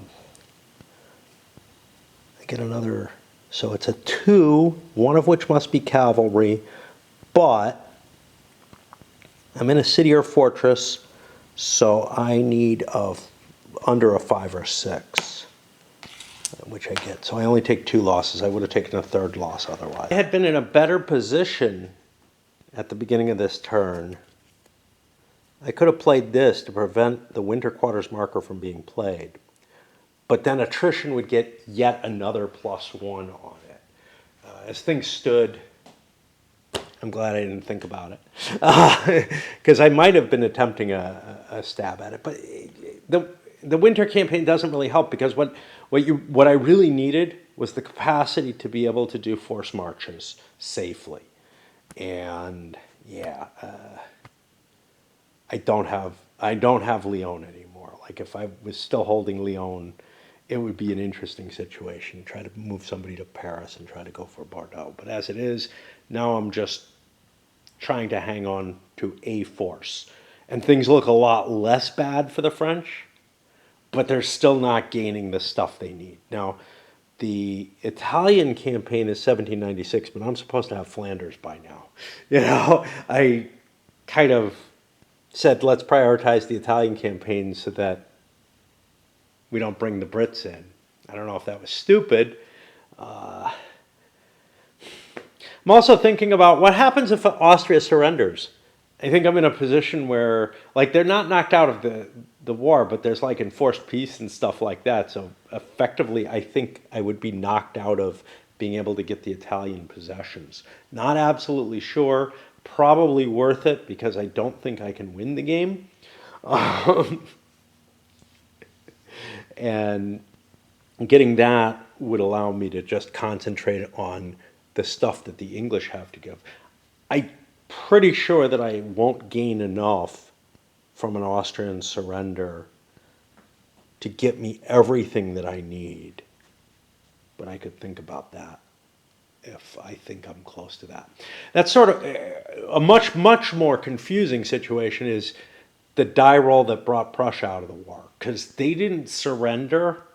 So I don't think I got a conquest of them, but I don't know. In case I somehow conquer Britain, seems pretty impossible. But also,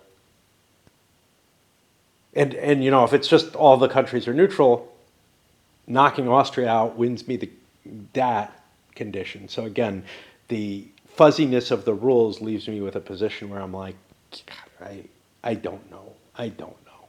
I feel like as long as Flanders, you know, hasn't fallen and the English haven't come into the war, I can't be said to beat them, but I don't know about the withdrawal of Prussia. But another thing is, look, like I had before, the Neufchâtel, that's Prussian. Technically, I lost the game by Prussia dropping out of the war before I could take that. Because there's no conditions under which, like, they're just removed from the game. They no longer exist, you know? And I'm like, yeah, well, they would give that away as a peace condition or something. Let's make that up for now. But I feel like far too much, again, outside of the base land functionality of the game, far too much of it, I'm just left with, yeah, this wasn't really polished in most areas. You know, I don't think that there's anything else I want to do, but I'll draw the chits and think about them as they go. Thinking, you know, brings me back to discussions on games like Africa Corps or Stalingrad, where if I fuck up and, you know, don't do things by the book, as it were, in these games that, like, people really studied the hell out of them, weird shit sort of happens. And I like that.